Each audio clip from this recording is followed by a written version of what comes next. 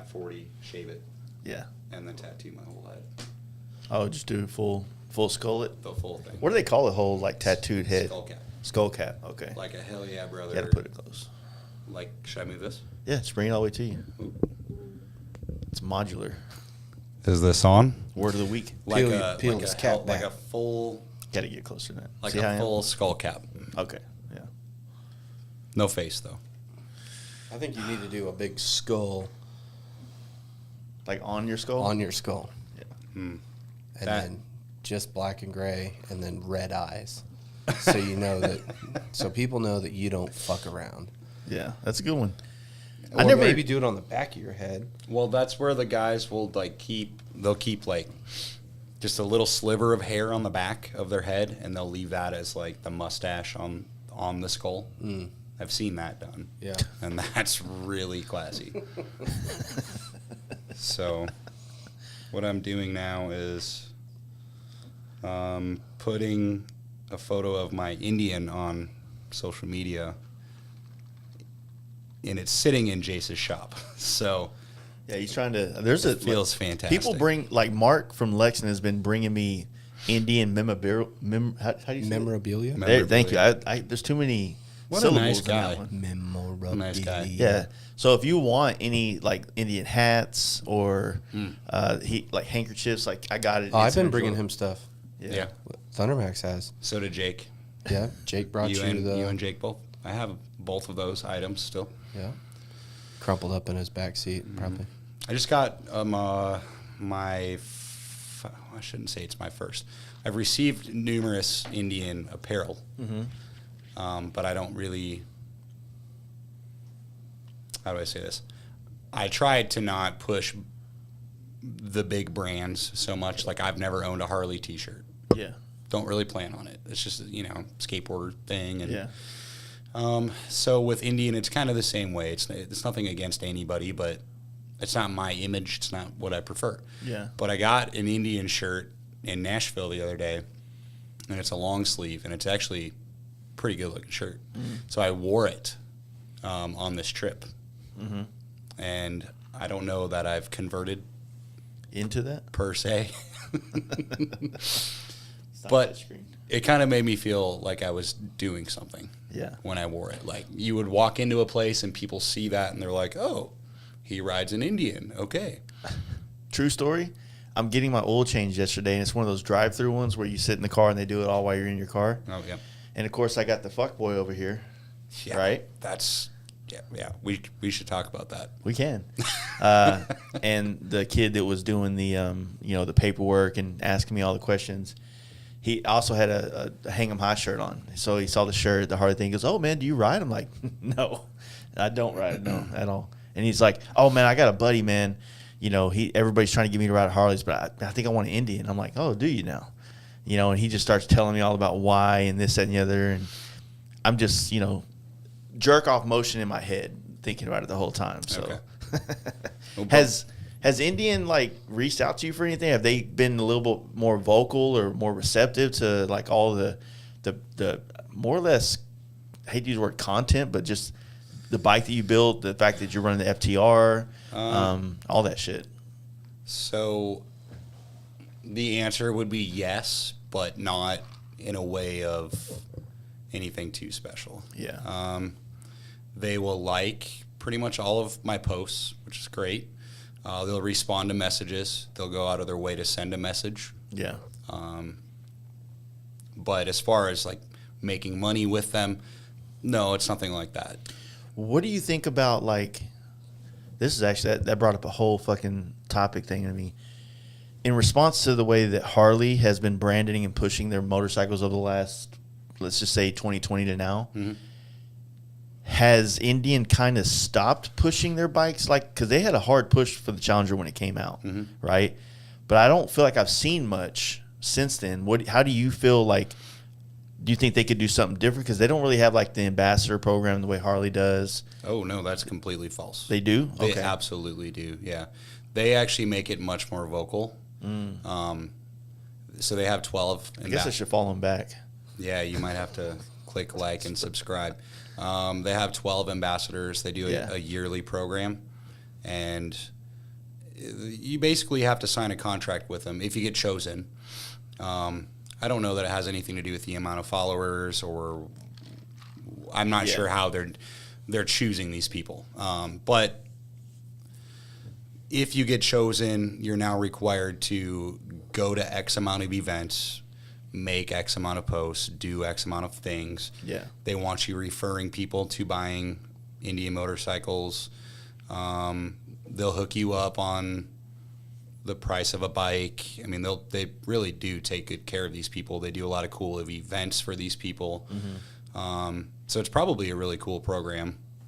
It is a very engaging thing with the actual motor company and just some random people. So, and there's 12 of them. So I would say that's definitely spreading the love. Yeah. For example, this past weekend here, when we were in Daytona, they had an event in Nashville. Okay. And it was basically the Jack Daniels event. So the distillery. Oh, yeah, the one that like clocking them work with and stuff. Yeah, so the distillery is like, I don't know, it's 50, 60 miles south of Nashville, roughly. So I think they had like 400 people there. All the ambassadors were there. If you didn't bring your own bike as an ambassador, like they give you one that you can ride, so you can fly in and ride an Indian while you're there. And you just go on this tour, go down to the distillery and do whatever it is that they did. Have they done anything different to the Challenger since the first one came out to like the models that are out now? Or has there been any kind of upgrades or changes? Yeah, there's been some spin-offs that they've done. Basically, it's models. Okay. So they started with just 3 models in 2020, but each model had the same backbone, I guess is what you would call it. They all have the same chassis, same front end, same brakes. They all have ABS. Basically, the difference in the trim levels would be one is fully chromed out with more of the fancy amenities. Locking, like power locking saddlebags, GPS, what they call lean control, which is similar to the RDRS that a Harley would have. But they kept the core principles of what makes the bike a fantastic bike, arguably. What makes the bike so great out of the box. All of the models have that. And then they did a Dark Horse, which is a blacked out version. So you can get one pre-murdered out or whatever. Since then, up until 22 now, they've done the Pursuit Challenger, which is essentially, hey, My bad. Millhouse in the house. Remember my first podcast? Yeah, the Challenger Pursuit, which is basically the touring model. Yeah. So it comes with lower fairings that are actually pretty attractive. I haven't seen that. Yeah, they're crazy. pretty attractive for what they are. They really kind of look like, not like a Harley Road Glide lower fairing. They look more like the Ultra Classic style fairing, but they almost look more like an FXR style, which is pretty cool. And then that bike, of course, comes with a tour pack. Now, the problem with the tour pack is it's big money. I'm talking like $3,000 or something like that. It's really expensive. The styling of it kind of flows better with the Challenger. Yeah. So it makes sense. But I have my own tour pack off of my Harley. Yeah. Which is a whole nother story. I never painted it because I didn't want it to be yellow like my Harley was. Yeah. Because what happens if I sell the bike? Well, hey, I sold the bike. It's gone. Yeah. Well, now I have this yellow tour pack. That's going to look really bad on my current motorcycle. So I just left it black and had Monty pinstripe it up. Same thing I did on mine. I have a black tour pack that was kind of universal. When it costs so much money, Yeah. why buy it every single time you buy a bike? Like, I'm just going to keep it. We'll just keep transferring it. Yeah, I care how the bike looks, but, you know, a tour pack's ugly no matter how you... I don't know how Jeremy pulls it off. Like, Jeremy on his bike, he pulls it off and somehow it all works, but... Well, it looks good. It looks good, but at the same time, being so small, I do most of my traveling is 2-up. So when my old lady's on the back, we're packed down for a week at a time, and we definitely are guilty of overpacking. So I need the biggest one I can get. It already looks ugly, so let's put the biggest one on possible. Yeah. In fact, Let's not draw any attention to it by painting it like the bike. Yeah, in fact, I even drilled holes and put a luggage rack on it because, hey, you never know. You're in Sturgis and you ended up buying not T-shirts. Clearly, I'm not buying T-shirts, but whatever it is, like you never know what you might Top hats. There you go. So, but it's nice to be able to strap some shit to the top of it. Tyler Labenthal said he got quoted $4,600. Yeah, for an Indian. $4,600 is ridiculous. That's a fucking bike. It's a lot of money. It's no doubt. Yeah. That's, by the way, that guy's name is Vic Daddy. Okay.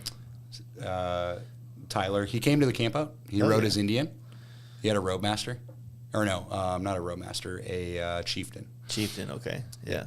Or it might have been a roadmaster. It's red. Anyways, he just bought a Challenger because of me. Hell yeah. So hopefully Indian does take notice eventually because I've sold a ton of motorcycles for them. I mean, I get hit up 5 to 10 times a day. Just when I was driving to Sturgis, you know what I mean? I drove to Sturgis this year, people. I saw a lot of Indians. I saw a lot of them like Challengers. Yeah. Specifically like... Well, it's that part of the country. You know, there's a lot out there. Indigenous people? Is that what you mean by that? I don't know. Native American? I don't know. What I noticed was I'll see a lot more on the road in just in general. Yeah. But in Sturgis in specific, I noticed just not just one or two here and there, but you would see packs of them, like 5 or 6 at a time, just like mobbing. Tribes, if you will. Tribes. Yeah, tribes. It's definitely growing, man. It's they've converted a ton of people. But we kind of got off track with where we started with the models. Aside from that, they came out with the Elite Challenger, which is kind of what you would say, kind of like their Sevo version. It's got a really cool paint job on it. Custom other, a couple of other little touches that set it apart, basically. What about like engine displacement? Like, is there any? Same. It's all the same? Because I remember we had, jokingly we were talking about when we raced and stuff, but you didn't have the cam, or you did, it wasn't tuned. Yeah. But what kind of numbers are you getting out of an Indian with a cam and a tune now? So it's kind of a beautiful thing, but also a disturbing thing because no one has truly cracked these bikes to where they can get in and change the hardcore tuning of the bike, except for it. There's 2 or 3 companies that do tune these bikes, but it's only in the way of a map tune, right? Coming from the Harley background, you spend the money on a good tuner and you take it to someone very knowledgeable, and they do everything they can to make it run as good as possible. Whether you start with a map tune or you run a Thundermax and let it run on auto tune, right? But they're still able to be, dynoed and tuned. You can put it on a dyno and you can run the numbers on it. Okay. Now, with that being said, I don't know the numbers on my tan bike, the one that everyone knows me for. Yeah. I don't know what kind of numbers it makes. What I feel like is, judging off of the Harleys that I've done, plenty of Harleys from every stage of, every 10 intervals of torque and horsepower, from 100 all the way to usually up to 150, What was the mustard bike about? So that bike was on this latest version before I sold it. Yeah. It was like 149 torque and like 143 horse. It's not bad. Something like that. It was, And that was the 151 or which? No, it ended up being. Because you did the leading edge stuff, right? I did, yeah. But after the bottom end blew up, I went to a complete new bottom end. So it has a Man of War crank now. Okay. And at that point, we changed the stroke and the rods. So we were able to take it to 131 at that point. So that's a 131. Okay. That's actually really fucking good then. Yeah, it was super solid numbers. The bike was fantastic. I ended up putting a Thundermax on it. Took it out to HPI, had Jimmy Light tune it. He took it after dyno. He took it out and rode it. And not many people have ridden that bike. I mean, a lot of people are afraid to ride that bike just because it's really pretty and over the top. They don't want to be responsible. I was like, Jimmy, you got to go ride this thing. He's like, fuck yeah, let's go. So he went out and came back, and even before the bike was turned off, he's like, this bitch rips. I mean, it was light, dude. I mean, everything was carbon. I the last time I weighed it, it was 675. I really feel like I got it closer to 650, but I didn't get to weigh it to find out. So we're teetering between 650 and 675. So the bike is a monster of a, I mean, it's an absolute monster to ride. So, but still reliable. I'm not going to knock on wood because it is a big Harley motor, but the new owner has become a really good friend of mine. We've actually done some road tripping, which is a bit nerve-wracking at first. Like, hey, homie, you want to take a trip with me on the muster bike? And I'm like, well, if something happens, I'm going to have to fix it. You can't just go back to the hotel room and be like, hey, man, let me know when AAA gets here. But I believe in it, so we did. We rode it to Milwaukee and back, and he's put, last time I checked, I think 3,000 miles on it, and he's loving it. So you rode V-Twin too, right? Smokies? I did. No. He did? No, he did not. He rode his Road Glide. Oh, okay. That was right. Yeah. I don't know that I should really get into the specifics, but he had a I know the specifics. Pretty highly spoken of shop, pretty reputable, build the motor, and it's been nothing but problems all year long. But he got it back, and it seems like it's running good now. So he seems happy with it. So, but since he's been riding the muster bike, it's lighter, it's taller, mid controls, knee pockets, Olin's front and rear. He's really got that champagne taste now, and he's like, man. So he still has the Road Glide, right? He does, yeah. Okay. But now he's like, no, I got to do this and I got to do that. He's gonna try and maybe get it a little bit more to his current standards, to what he's come to know riding the muster bike. So it just happens, that's how that stuff goes. But back to the Indian number thing, I have guessed in the last 2 years of riding it, I feel confident saying the Indian is at 130, 130. Mm-hmm. It does feel that way.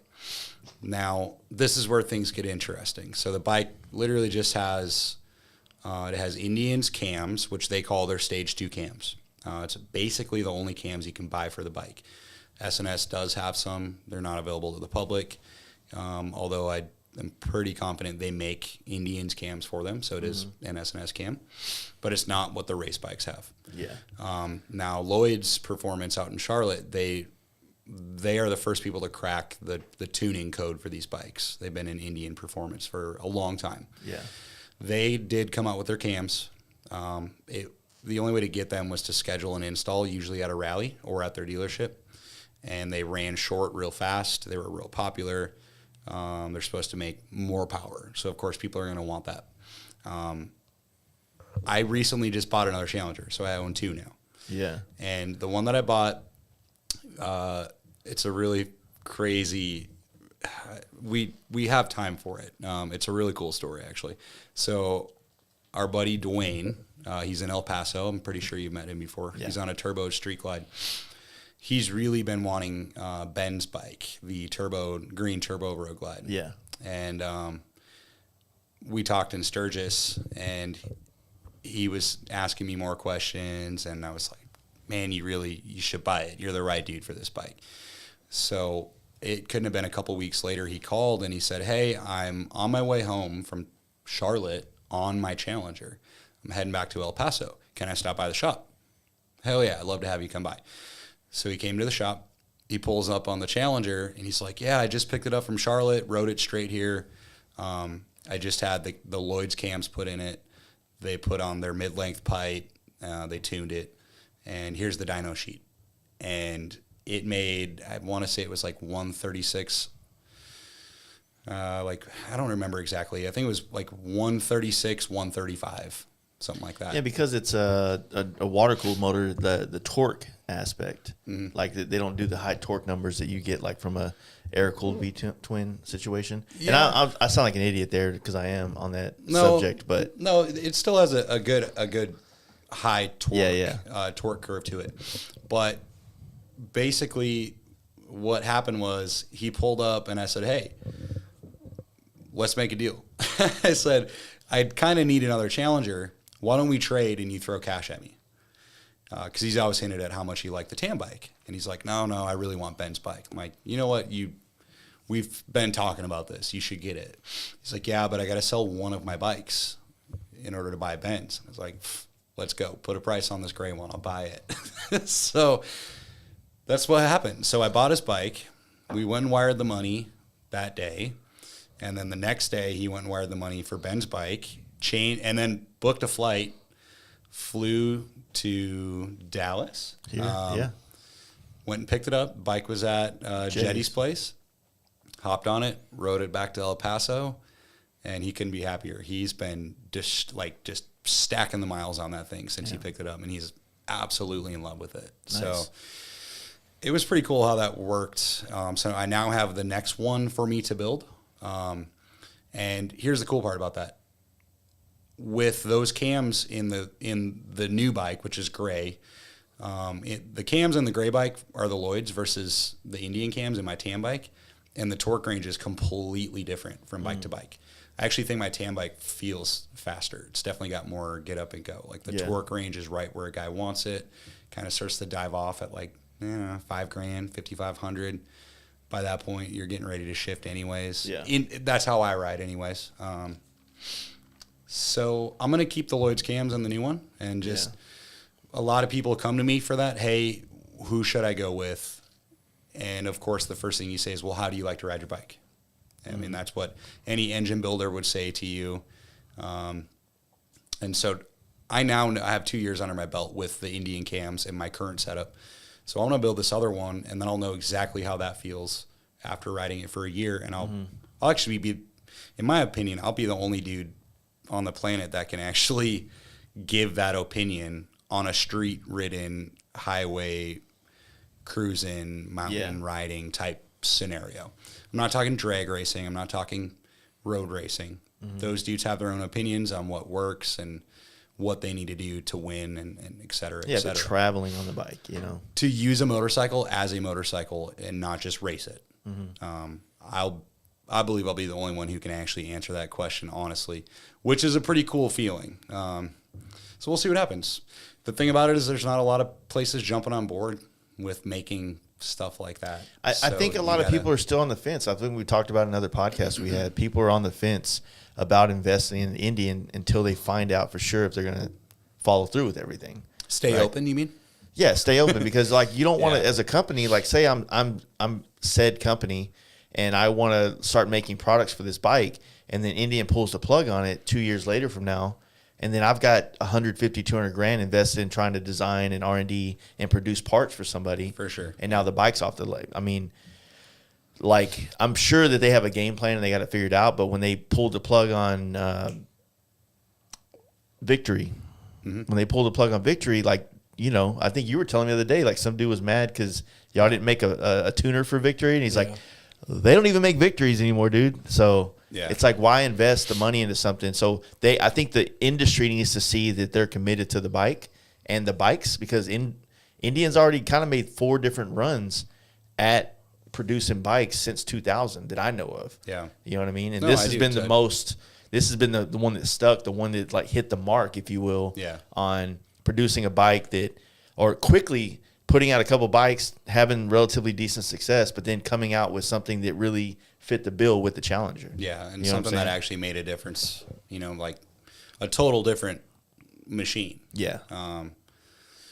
Compared to the Dark or the Chieftain. Well, up until 2020, they had never done a water-cooled motor in a touring bike. And that's, to me, that's the game changer. Yeah, It's I was in Daytona last weekend, and I was talking to a buddy of mine who's actually owned 2 Challengers. Why did he own 2? He had an overheating issue on one.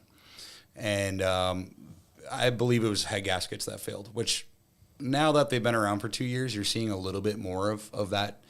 The higher mileage bikes are starting to find those weak links, right? There's not many of them, but the worst I've seen is head gasket.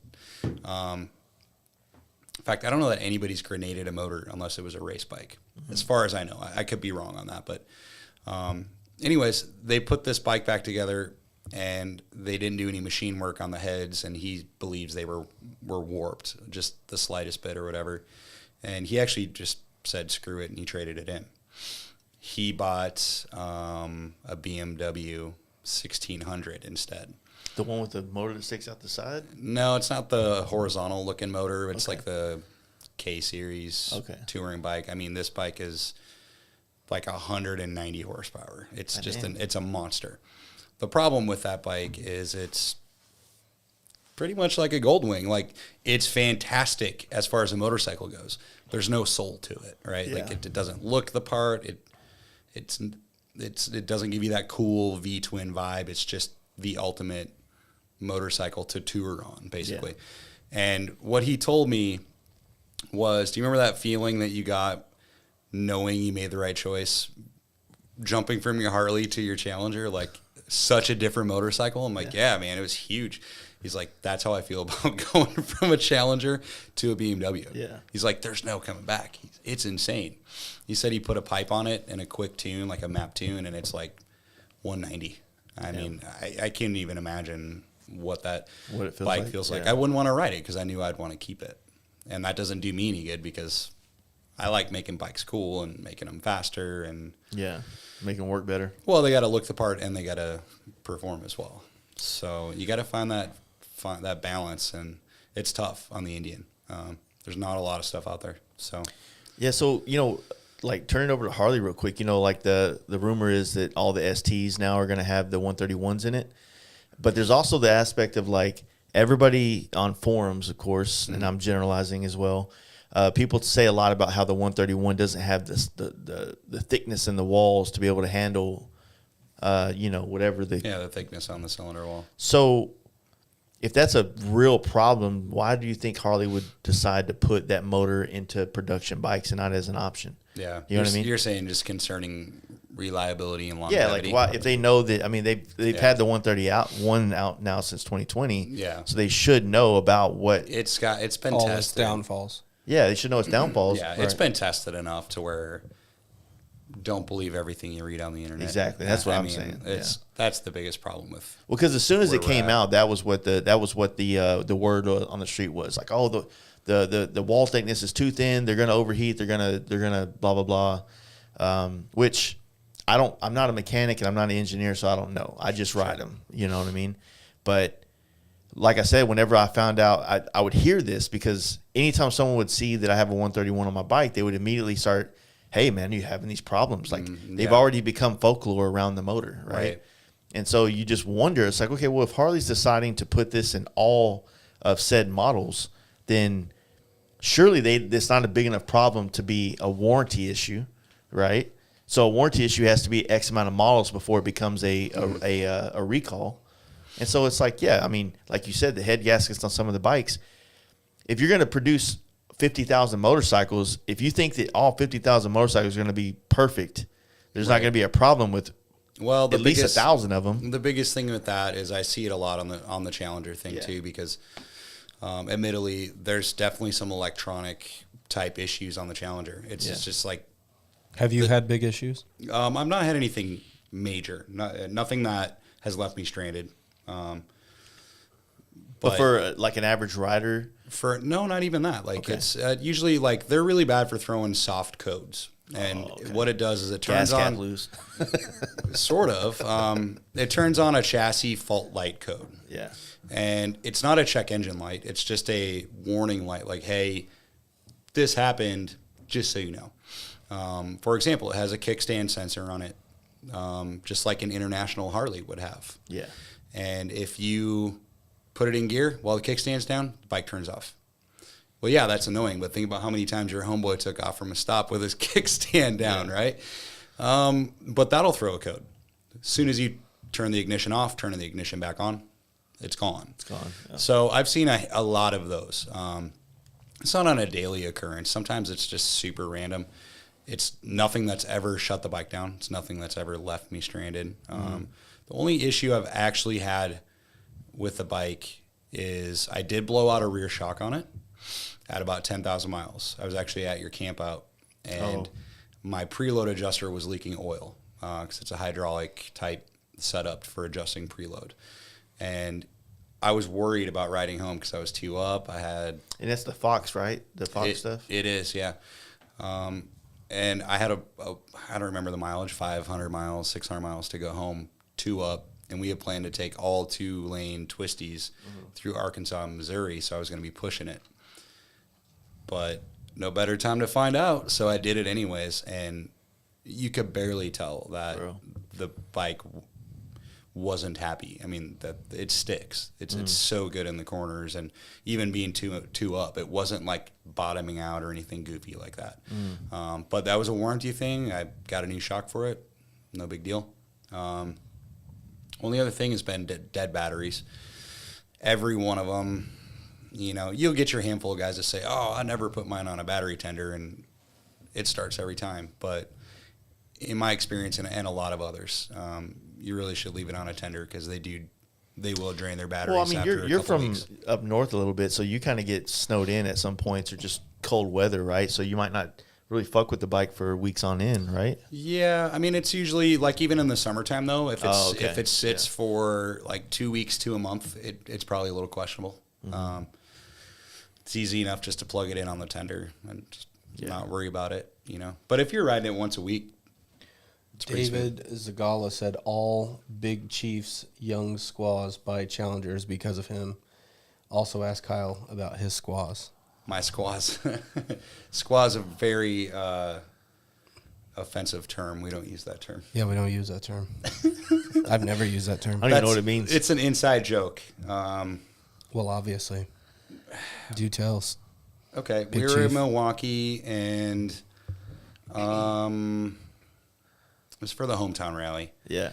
And I don't know why the term squaw got brought up, but I grew up in North Dakota, and there's a lot of Native American people there. And anytime that I heard it, it was almost more of a racist term. It would be like the term for like a Native American woman. Oh, okay. And to me, it was one of those things that like, you probably shouldn't use that word. You know, like people use it in that bad tone. But for some reason it got brought up in Milwaukee, and then everyone had a different answer. You would be like, "Hey, do you know what that is?" And they're like, "Well, yeah, and it's blah blah blah." And so the answer was different from everybody. But the one thing that we found in common was most people thought it was a child, a Native American child. That's kind of what I immediately thought. Okay. I went woman. Yeah, so Immediately. there you go. So, but I don't really know. I really feel like it's one of those walking a fine line of offensive. Yeah, So yeah. I just avoid it. Yeah, it makes sense. Yeah. But Any more racist shit on there? yeah, that was D1 said Kerry Hart touring Indian. He displayed in Sturgis at the Indian tent was pretty legit. yeah, that's an air cooled Roadmaster. Total different machine.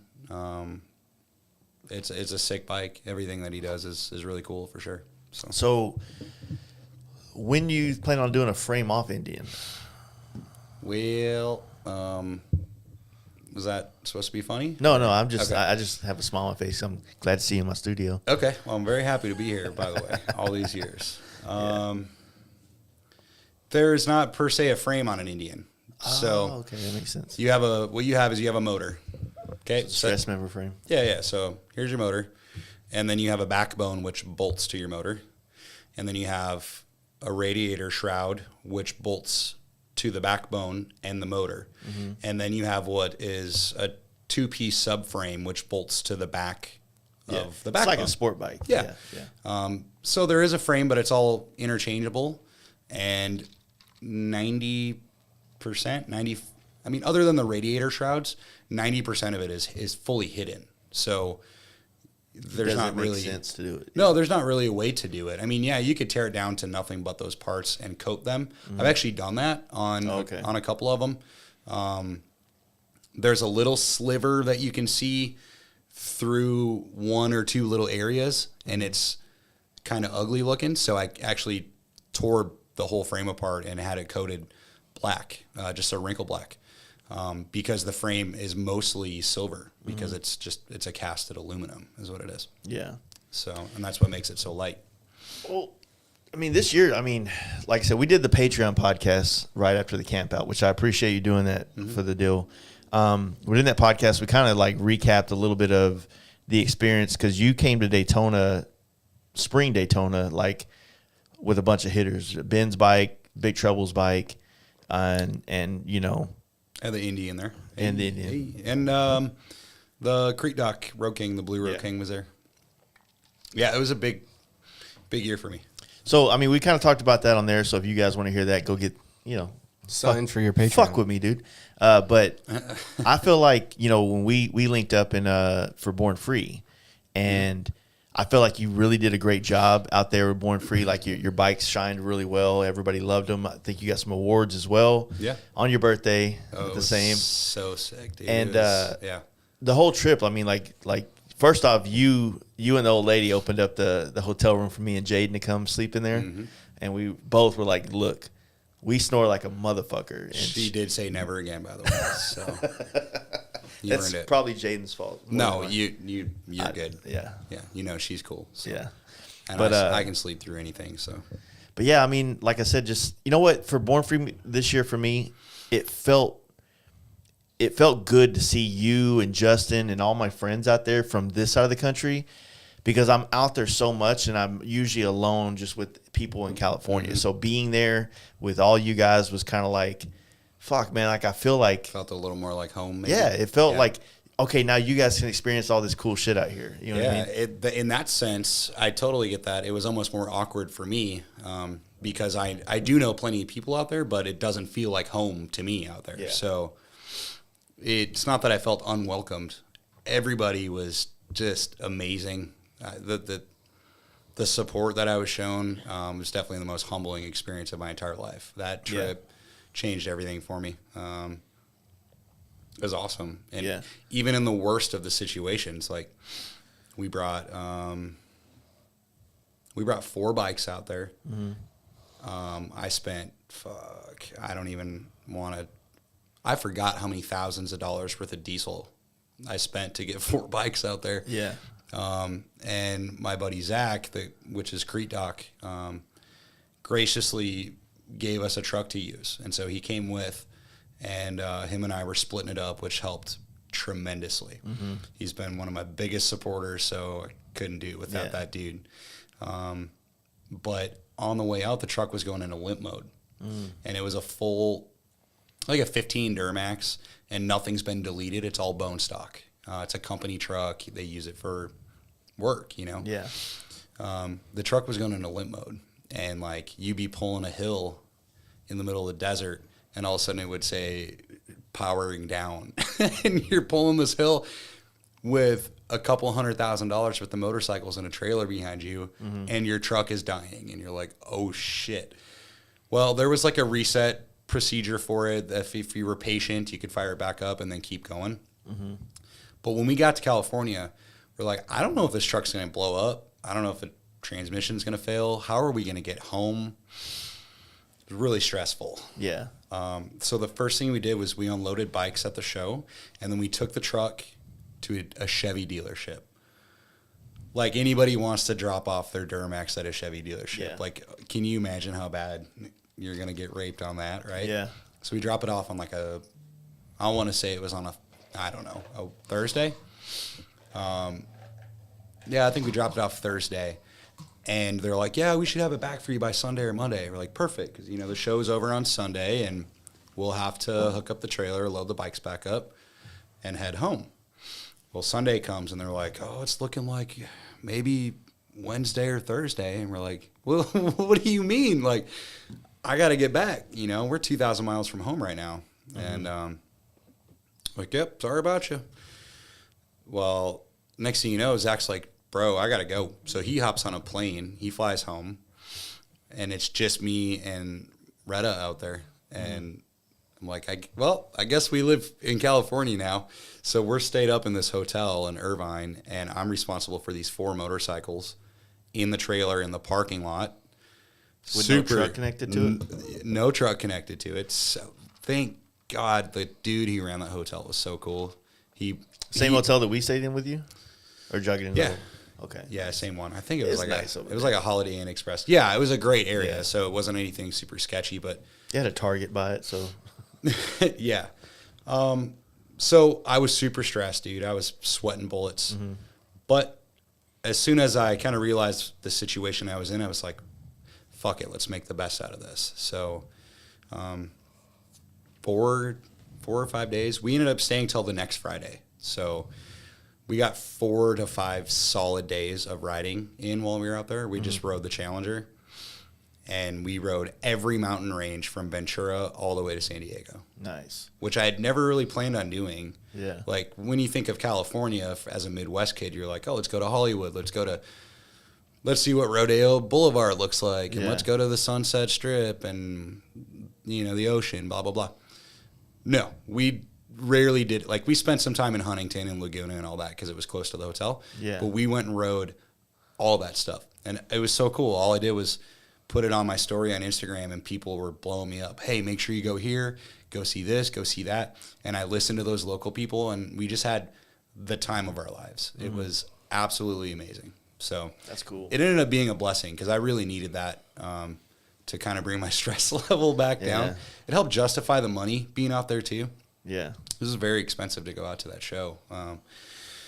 Absolutely worth it. I brought the Mustard King. It had been down for a couple of years since the end of 2020. So I brought it back out mid-22, took it to Born Free. It got Best Harley in the SDC show, which is just mind-blowing. I mean, I could not have been more honored. The detail on that bike's always been like, above and beyond what a lot of people understand what goes into that. The best part of that, I appreciate that. The best part of that to me was taking something that I had built 3 years ago and bringing it back and still having it be as relevant as it was for people to look at how far things have come in the last exactly. Like I was gonna say 3 years ago, like a lot of people just got in. They just checked into what's going on in the last year or two or since the pandemic, and dude, 3 years ago was like 3 years into some of us doing some of this shit. You know what I'm saying? True. I mean, I just try to stay humble. Yeah. I always stay humble, as most humble as I possibly can be. So I'm aware the bike was definitely kind of ahead of its time a little bit, but I'm not going to say I was the first one to do it either. I just put my heart and soul into every single aspect and every single. You brought that bike out in 18 or 19? Yeah, pre-Mustard, I brought it out in 19. Yeah, but when I painted it, when we did it Mustard and did frame off, it came out in 2020. It was during Corona. Okay, yeah. Finished it up during. Yeah, I remember that year because we were all on the podcast talking about Mustard's so hot right now. Remember that? Well, and I wanted to ride it to the camp out, and I fell short because of the fresh shutdowns on. Oh yeah, dude! Like the biggest struggle finishing that bike was from February to May because I couldn't get fucking brake lines for it. Yeah, I remember and the that. brake lines were like not the last part of the build, but pretty kind of close to it, and I couldn't get them. All the manufacturers had shut down. Yeah. So I was scavenging any place. I mean, forget Dennis Kirk and Drag; those places were long sold out. I was scavenging like, oh, here's an ad on eBay. I better send them a message and have them call me to verify that's actually sitting on their shelf somewhere. Yeah. I mean, it was a nightmare doing that. So, but I got it done, and I took it down to King Tony's for his anniversary the party. anniversary in 20, right? Yep. Yeah. We rode down for that. It was blistering hot, and then we did another 3-4 day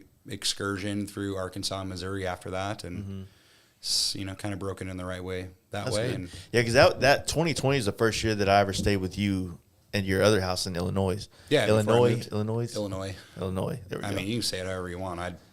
I remember that No, because not when we came to when I came to stay there, it's like we went to the restaurant and we had to eat outside because that was, certain states were only like eat outside restaurants. I took you to a Mexican restaurant. Yeah, we went. That's why I had to take you to a Mexican restaurant today when you came. Oh, your Mexican restaurant in Texas was so much better. Thank you. For real though, that was some of the best Mexican food I've ever had. It's because it's Tex-Mex. That's why. Yeah, I loved it. I love Mexican food, and every time we go eat it, I'm almost. Well, I got to give you credit. The spot in Hillsboro that we went that night. It's okay. It's okay. I still fun. get the feeling that whatever meat is in your mouth is from the wrong type of animal. Okay. You know what I'm saying? Like it's questionable. Millhouse has a question. Please. What are you talking about?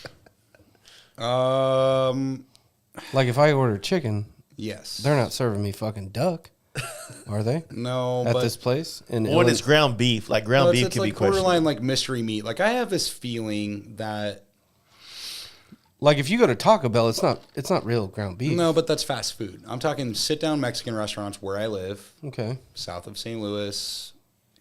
Oh, it's all ground raccoon. Ground raccoon.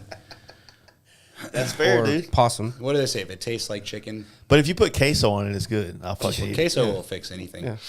I just have a feeling that any of the restaurants that I go to in my area that are Mexican food, Yeah. I have a feeling that every morning, each restaurant sends an employee to this someplace, this magical. Well, I don't know that I would call it magical, but Like a place. carniceria? Like a place where the fresh leftover chicken and beef got dropped off, and everybody just grabs scoops of it and takes it back to their restaurant, and that's what they prepare. You got a really weird fantasy, dude. Because it's never good. It's never good. So what are you, just a rice and cheese guy? Rice and cheese and rice. Yeah, cheese and rice. Cheese and rice.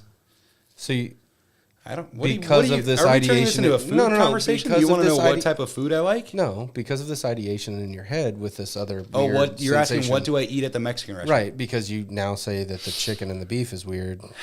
Like The duck. I'll do like a steak burrito. That steak is always questionable.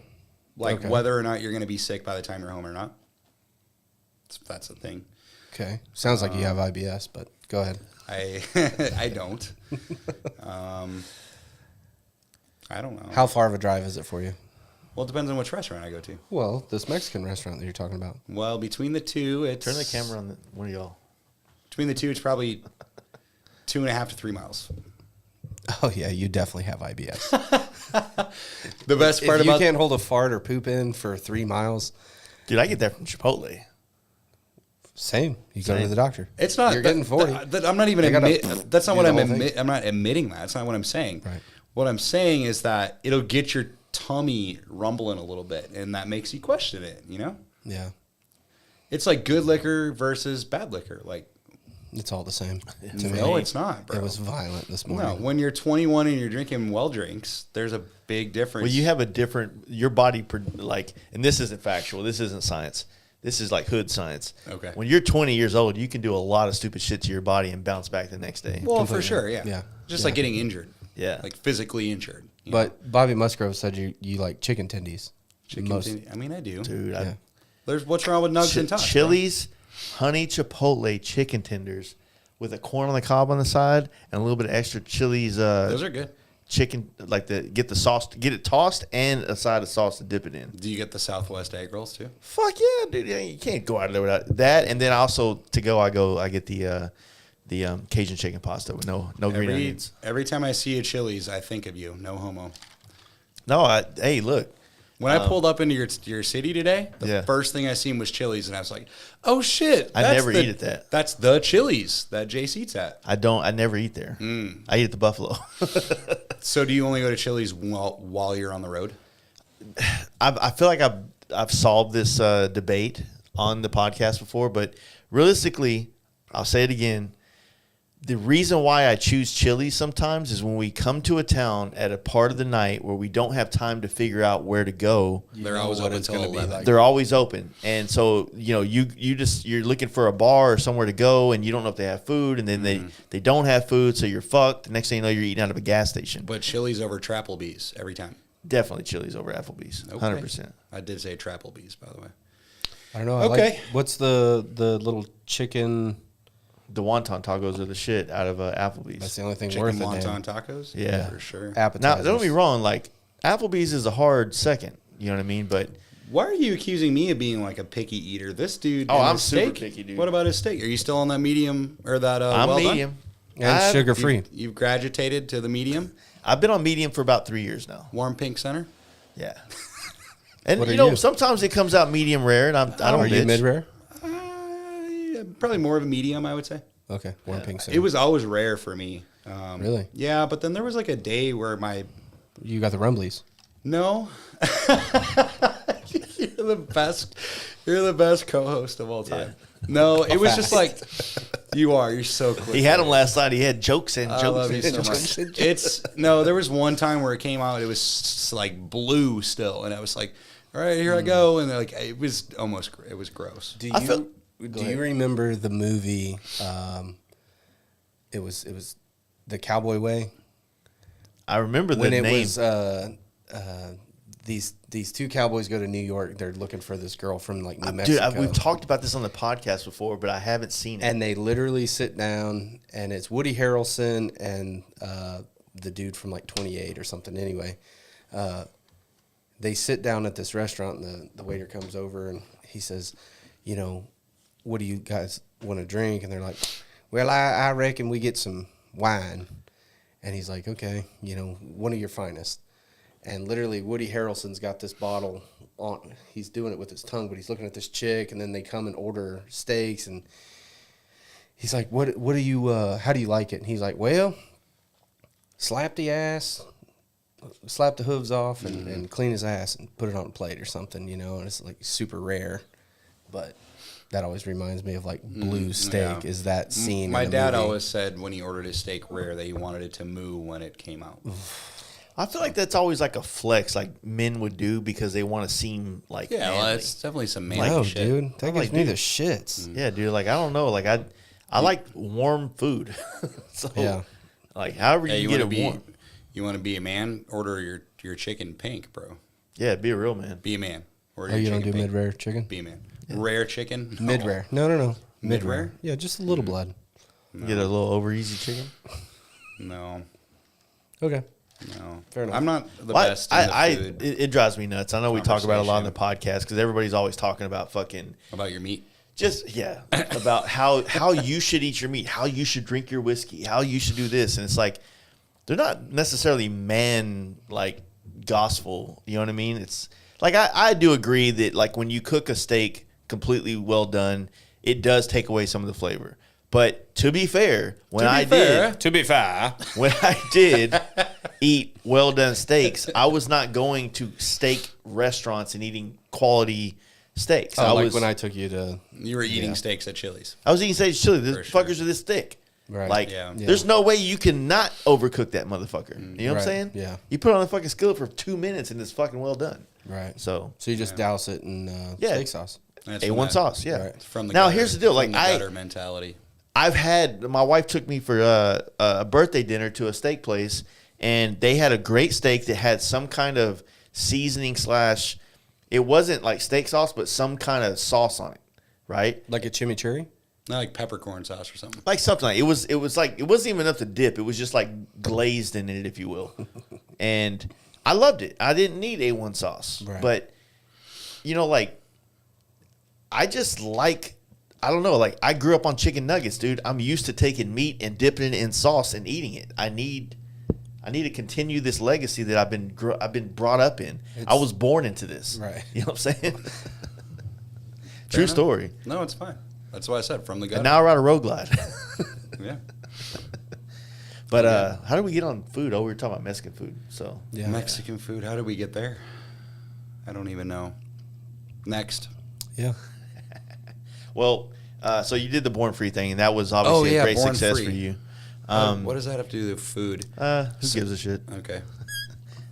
No idea. All right, cool. So the Challenger, I mean, I think today or yesterday you made a post because I think you were riding along the coast yesterday. Yep. And you made a post about how you've literally taken this bike in one form or fashion every coastline that touches America that this bike's been on In 5 months. in 5 months. Oh shit. Okay. Yeah, and I just had this moment where I was like, holy shit, because I'm riding the Gulf of Mexico. I've only been to the Gulf of Mexico one time in my life, and it was not on a bike. Mm-hmm. And I didn't remember much about it. Was it in a convertible or a motorhome? No, I went to Biloxi for a mini truck show. Oh, okay. So That's I cool. flew down, but I was young, and then we went to New Orleans, and went to like Bourbon Street and all that. But anyways, I want to ride a lot. I love road trips, but I'm so busy that being a dad and running a business and just it's nothing but excuses. But you have to make the time for it. It's not easy to make that time. So What do you think that the trips do for you as a builder, and now from what you were telling me earlier today, like this full-fledged shop situation, like how do you think the riding these bikes and getting out on them like really helps you as a businessman, as a man, as a father, as a everything? So for me, the initial reason for the trip is just hard reset, relaxation, just enjoy life, right?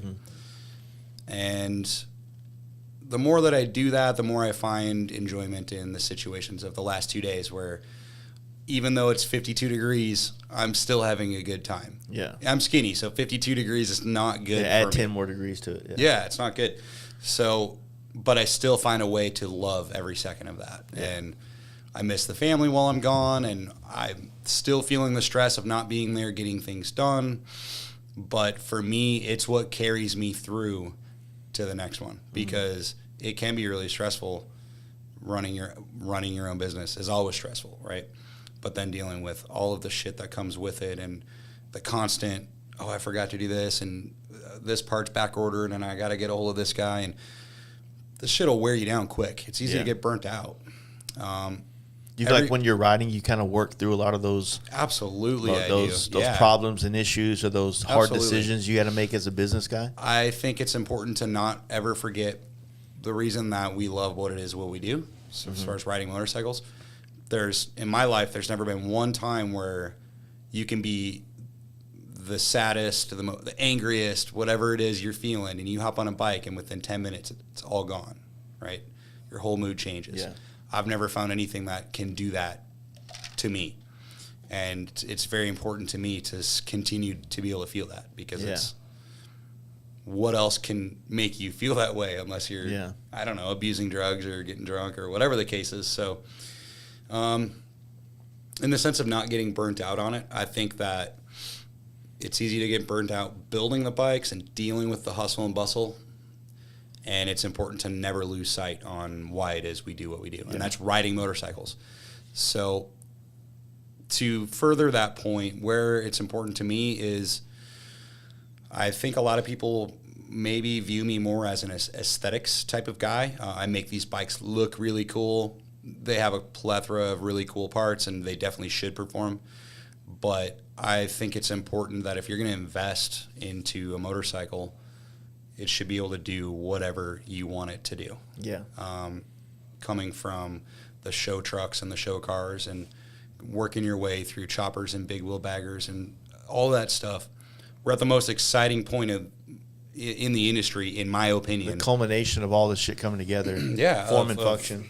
Of being able to put the time and the money into your bike, but then still go abuse it.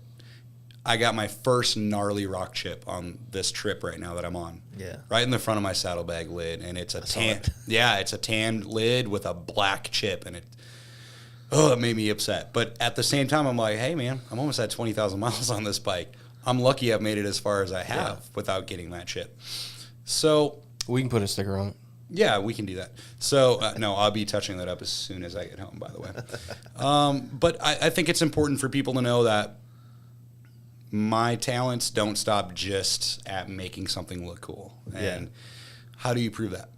Well, I'm not going to go out of my way and make a post on social media that says, oh, my shit handles, my shit performs. Like, it's a pompous, cocky thing to do. Yeah. Fucking nut up or shut up. Get out on your bike and prove it. Yeah. And that's really all that it boils down to, in my opinion.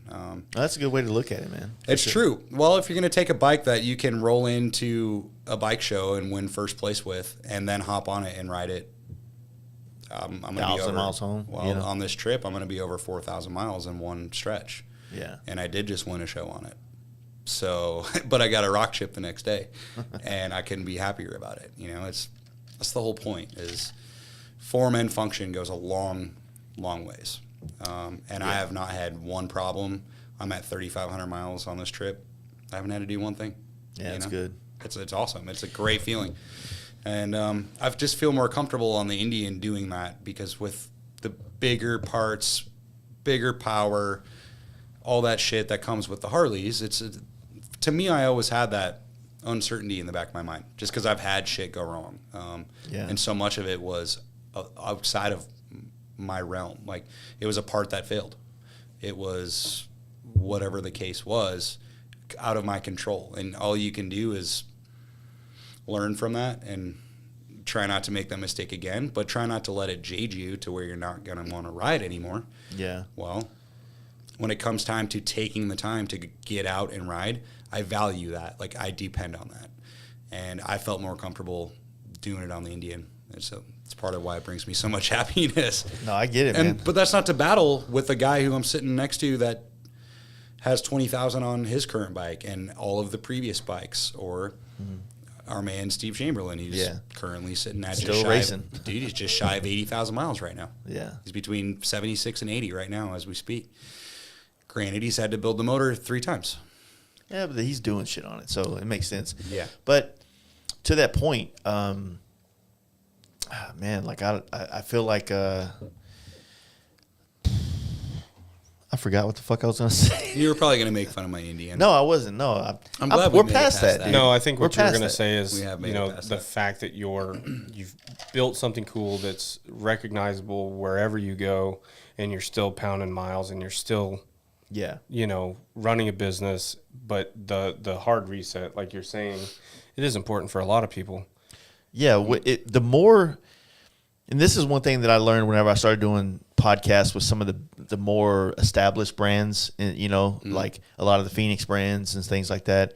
And you would hear the stress because they have a very dense motorcycle market in Phoenix, and you would hear the stress in these guys of the bustle of staying competitive because, you know, if you're Ramjet, if you look 2 miles either direction, there's fucking 5 shops. Right. You know what I'm saying? Yeah. If you're Yappy, you're expected to come out with a new idea every year and be innovative, right? That stress, I can only imagine how it compiles in your mind to want to produce, create, and be this innovative person. But I always have said that, like, you're the most innovative when you're out doing the thing that you set out to do originally, which is ride. Yeah. You know, when you pull over after that 150-mile stretch to the gas stop, and you're like, that thought going through your head, and then you look at that area you were thinking about, like, man, I was thinking about it while I was riding, and now I'm sitting here looking at a gas station, like, yeah, I could do this, this, and this. I feel like you said, it's the hard reset, but I hear so many people in the higher ends of the motorcycle industry that are stressed out, that fall out of love of motorcycles. For sure, yeah. Right? Well, because it becomes stressful. Yeah, I'm doing my best to not get burnt out completely. Yeah. The stress, I'll never get away from that. I'm my own worst enemy in that, just like we all are. We all need a little bit of stress to stay. Yeah, Well, it keeps you driving. Yeah. Yeah, I mean, you gotta have that drive. But for me, I try not to let it get to me too much, because the whole point of what it is that I do is I wake up and I love what I do. Mm-hmm. And the moment that I wake up and I don't love what I do, I'm not going to do it anymore. Yeah. I'm just that kind of guy. I'll move on to the next thing. And I don't see that happening with motorcycles because of the happiness that it brings me, the people that I've met through it, the experiences that I've had in doing it.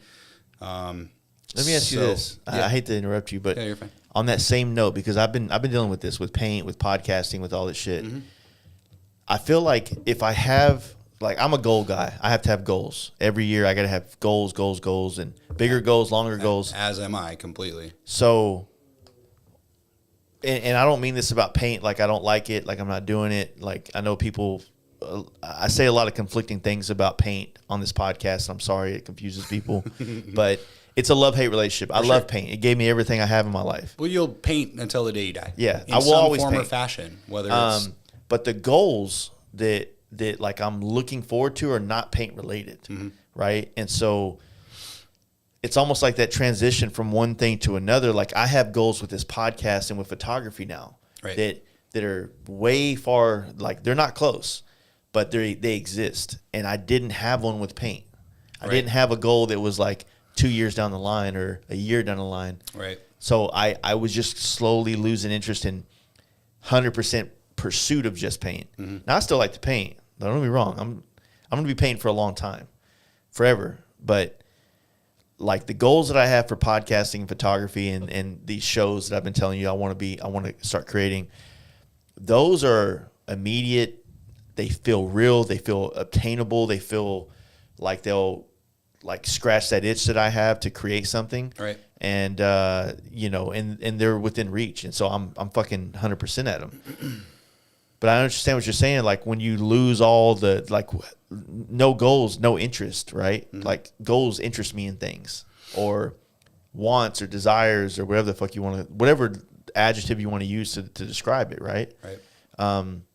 Like, because you went from the mini truck and I mean, the first time I stayed at your house, you had this fucking amazing, like, car in your garage, right?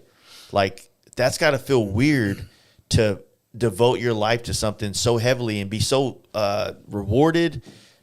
The awards, the accolades, the magazine covers, all the things that you've achieved in this other side of the industry, and to kind of walk away from that and go and be not a newbie in a new one, but to start fresh in something else. I mean, by all means, I was absolutely a newbie in it. I was very highly respected in the automotive side of things. Yeah. Done a lot of really cool stuff and tons of magazine covers and SEMA for 10 years in a row, and just opportunities that you would never dream of, right? Yeah. But I think that when I listen to everything you just said, it all boils down to just the gearhead mentality. Similar people with like-minded interests, right? We're all very passionate people. Some of us are more talented than others. Yeah.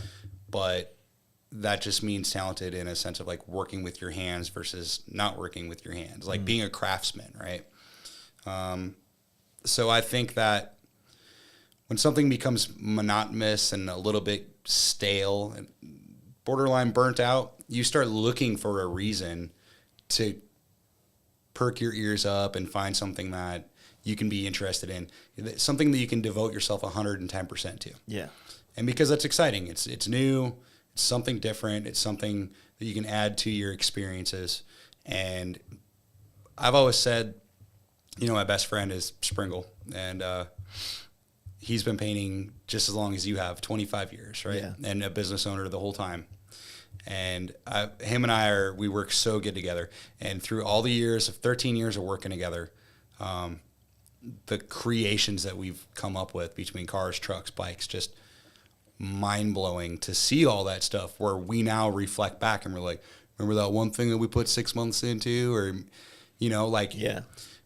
We've always said, imagine how our story's going to sound when we're 65.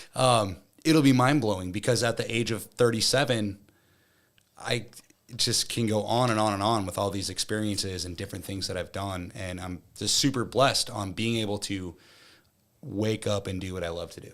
Yeah. And that is the number one priority in all of it. And so going right back to what I said, if there's a day that I wake up and I hate it, I'm just not going to do it, because life is too short to do something that you hate. Yeah. And that's just it's a mindset. Not everybody has that. You know, some people have to work the 8 to 5 and obey the law and in every sense and just do what they're told. But I've never really been that kind of dude. I want to do what That life is way easier though. For sure it is. Yeah. I mean, we selling- all started that way, but Yeah. once you realize how bad it sucks, that's that moment where you realize that you feel trapped and you're like, I know I'm destined for better than this. I know there's more inside of me, even though you have no experience doing that. And it's hard to think of going back to that day when that actually happened or started. You know what I mean? Let me ask you this. So, like, as someone that we were talking before the podcast, we're relatively about the same amount of time in this craft of you being in the custom auto body industry. Being craftsman. Right? Craftsman, right? Mm-hmm. You know, and we're relatively close to the same age. I'm a couple years older than you, so call me sir. Sorry about you. But we've, in a sense, we've put well over 10,000 hours into these crafts over these last almost 20 years, right? I would be disgusted to know what the hours are, as a matter of fact. Because I feel like I had already hit 10,000 hours probably in 2010, 11. How do you even keep track of that, I bro? mean, it's can't. There's you no can't. way. But, you know, I feel like my success with my paint really started to happen in about 16, 17, right? Sure. And so that puts me at 13 years, not 13 years understanding the paint industry, because I started painting in 98. Right. But the motorcycle industry, I started in 04. So that puts me at what, 4, 5, 6, so 12 years, maybe 13. I don't know. So 13 years in, I start to see success, and it's less of a hustle to provide for my family. When before I would have to go paint a bike over here and then get off work and then go work at this lowrider shop and do a mural and then come home. That's the whole totem pole thing. Yeah, like I had to do all these things to gain the notoriety, the connections, the networking, the skills. Well, you have to have experience.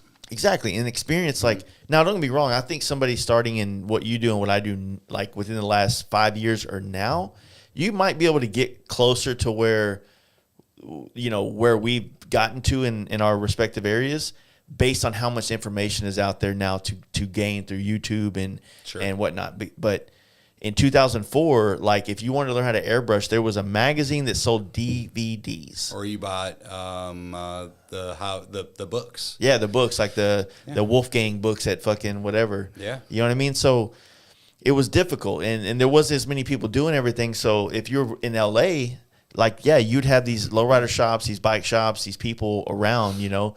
Pete Finland's over there in what is it, Tustin or not? What's the dirt bike? Closer to San Diego. Yeah, but it's a fucking name for this place. I forgot. Anyway, but there's just more opportunity. So if you grew up in Phoenix or SoCal, then there was these shops around. You can go be flies on the wall. But man, if you're growing up in North Dakota, yeah, I mean, there's nothing. You know, there's literally nothing. The only thing I could do was you learn through magazines, dude. Yeah, it started for me with Lowrider magazine, and then Street Source magazine, which was actually an online magazine.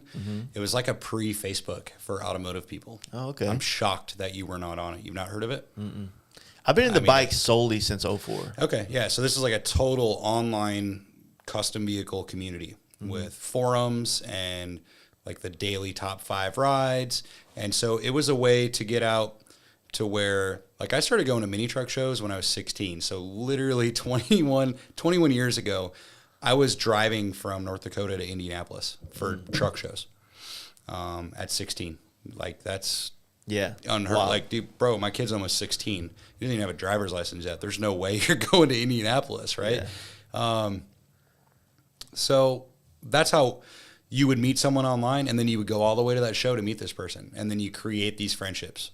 And I'm literally friends with half of those people still.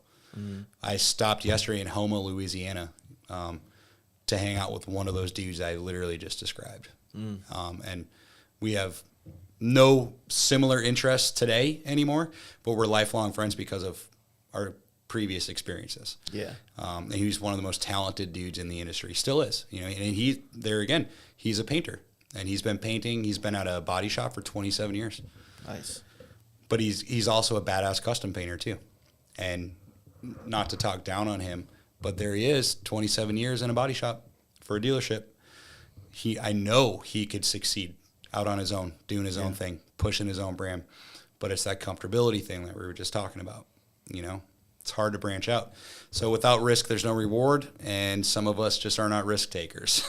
So that's what it's all about. But once you experience a little bit of the success and the joy of working for yourself and not having to, answer to the man, set your own hours, blah, blah, blah.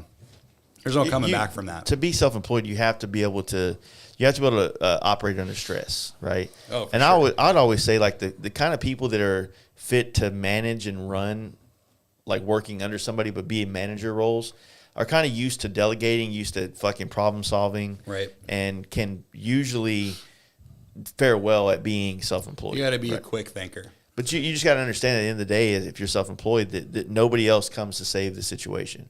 You have to be a problem solver. Well, I always wondered, like, growing up, like, oh, what are you supposed to be when you grow up? How am I supposed to answer that? Well, what about how do you know when you're a professional? How do you know that you're good enough? How do you know without being cocky or whatever? When do you think that that's a good question. When do you think it's a good one, right? I have figured that out, and nobody helped me. Or not that I'm aware of. It was one of those light bulb type moments. In my opinion, being a professional is being able to solve any task at any means possible, knowing that you will make it through it, no matter what the case is. If the shop floods, you know how to get the fucking water back out of it. Yeah. If the motor explodes, you know how to rebuild it. And it's not, in that sense, it's not even how to do it. It's also knowing someone who does know how to do it and being able to rely on finishing a task no matter what at all costs, basically. In my opinion, that's what it takes to be a professional. And where I'm at today is there's nothing that's going to stop me from achieving any dream or goal that I have. I will succeed because that's what I do. I refuse to settle. I mean, that's what I've come to expect of myself. So it's a good way to keep pushing yourself, and it keeps things interesting. It keeps it fresh, and you know, you're constantly networking, meeting new people, and you can learn a lot from those people. And that's how opportunities come too. Absolutely. You know? But you can't do that unless you get out on the road like this. You can't do that unless you're going to these events. You can't rely just on social media to be the only way that you connect with. You got to go business. to the rallies. You got to go to the shows. You have to be a good person. You have to be personable. You have to treat everybody with respect, even if you don't want to. I mean, it's a tough balance, and it's cool though. I'm having a good time. So, and then to spin off from the Born Free thing, that's part of why I'm here too. Is, you know, Born Free Texas. It was a major honor to be invited to Born Free Cali, and there was no way that I was going to miss the first Born Free Texas. Whether it's a success or a flop, I'm going to be here for it. And it's, if you want to stay relevant and you want to be a part of something that could grow to really big numbers and just keep supporting those who support you, then that's what it's all about. So I mean, if you want the event to exist, then you have to. We said that me and you've had on previous podcasts, we've talked about magazines because we both grew up on them. And, you know, we wish that like magazines stayed more relevant, and not to say it's all the fault of the consumer of magazines. You know, maybe magazines got a little too greedy with advertisements and less quality content, and it made it easier to look at social media. But, you know, with events, it's like, you know, events are like something to do on your bike other than go to the bar, right? Yeah. You know, maybe you and your boy have the trip that you're going to do across the country, and that's like your big fix on riding. Maybe it's Sturgis, maybe it's Daytona, but these smaller, like, which Born Free is not necessarily smaller, but these smaller, more local events, and they can be the most fun, and they can be the most rewarding because you have the ability to connect with more people. Like Daytona is a massive thing spread out across many miles. Same thing with Sturgis. So to connect with people in the way that you could when things are condensed into acres, you know what I'm saying? Yeah. It's invaluable. And it's true. When I was in Sturgis this year, it was a full-time job. Yeah. And I wasn't working. Like, it just, to get to see the people I needed to see, wanted to see, places I wanted to go, I was there for 7 days, and I barely rode in the hills. And every time I did, I hated my life because it was so packed with traffic and slow riders and whatnot. So it's been interesting experiencing that side of it, and it's kind of really just starting for me that way. So to further what you just said, part of this trip I'm on, began with the Smokies for the V2M Visionary Tour. Yeah. And I just now had a moment of kind of clarity of what you said, of like why we go to these events, right? We rode, it was me and a small group of buddies, and we rode for 4 days. We took 2 days or like a day and a half of nothing but back roads, no interstates whatsoever. Experienced new parts of the country, crazy roads, just an amazing time. Got to the Smokies, rode from sunup to sundown. I mean, we rode for 4 days straight, nonstop. And we had so much fun that we didn't even make it to the show, to the actual V2M Visionary show, until fucking 4:30 on Saturday. We rolled up. They had already given awards out. And I was like, shit, man, we really screwed up. But you know what? We rode that whole day, the day that we showed up late. And I kind of kicked myself a little bit for it because there was more people I wanted to talk to and get to see. But how can I be mad at myself? Like, I'm literally out here doing the whole point of why we're building these bikes, is to ride these bikes. So. Exactly. I saw Kyle for 2.2 seconds. Yeah.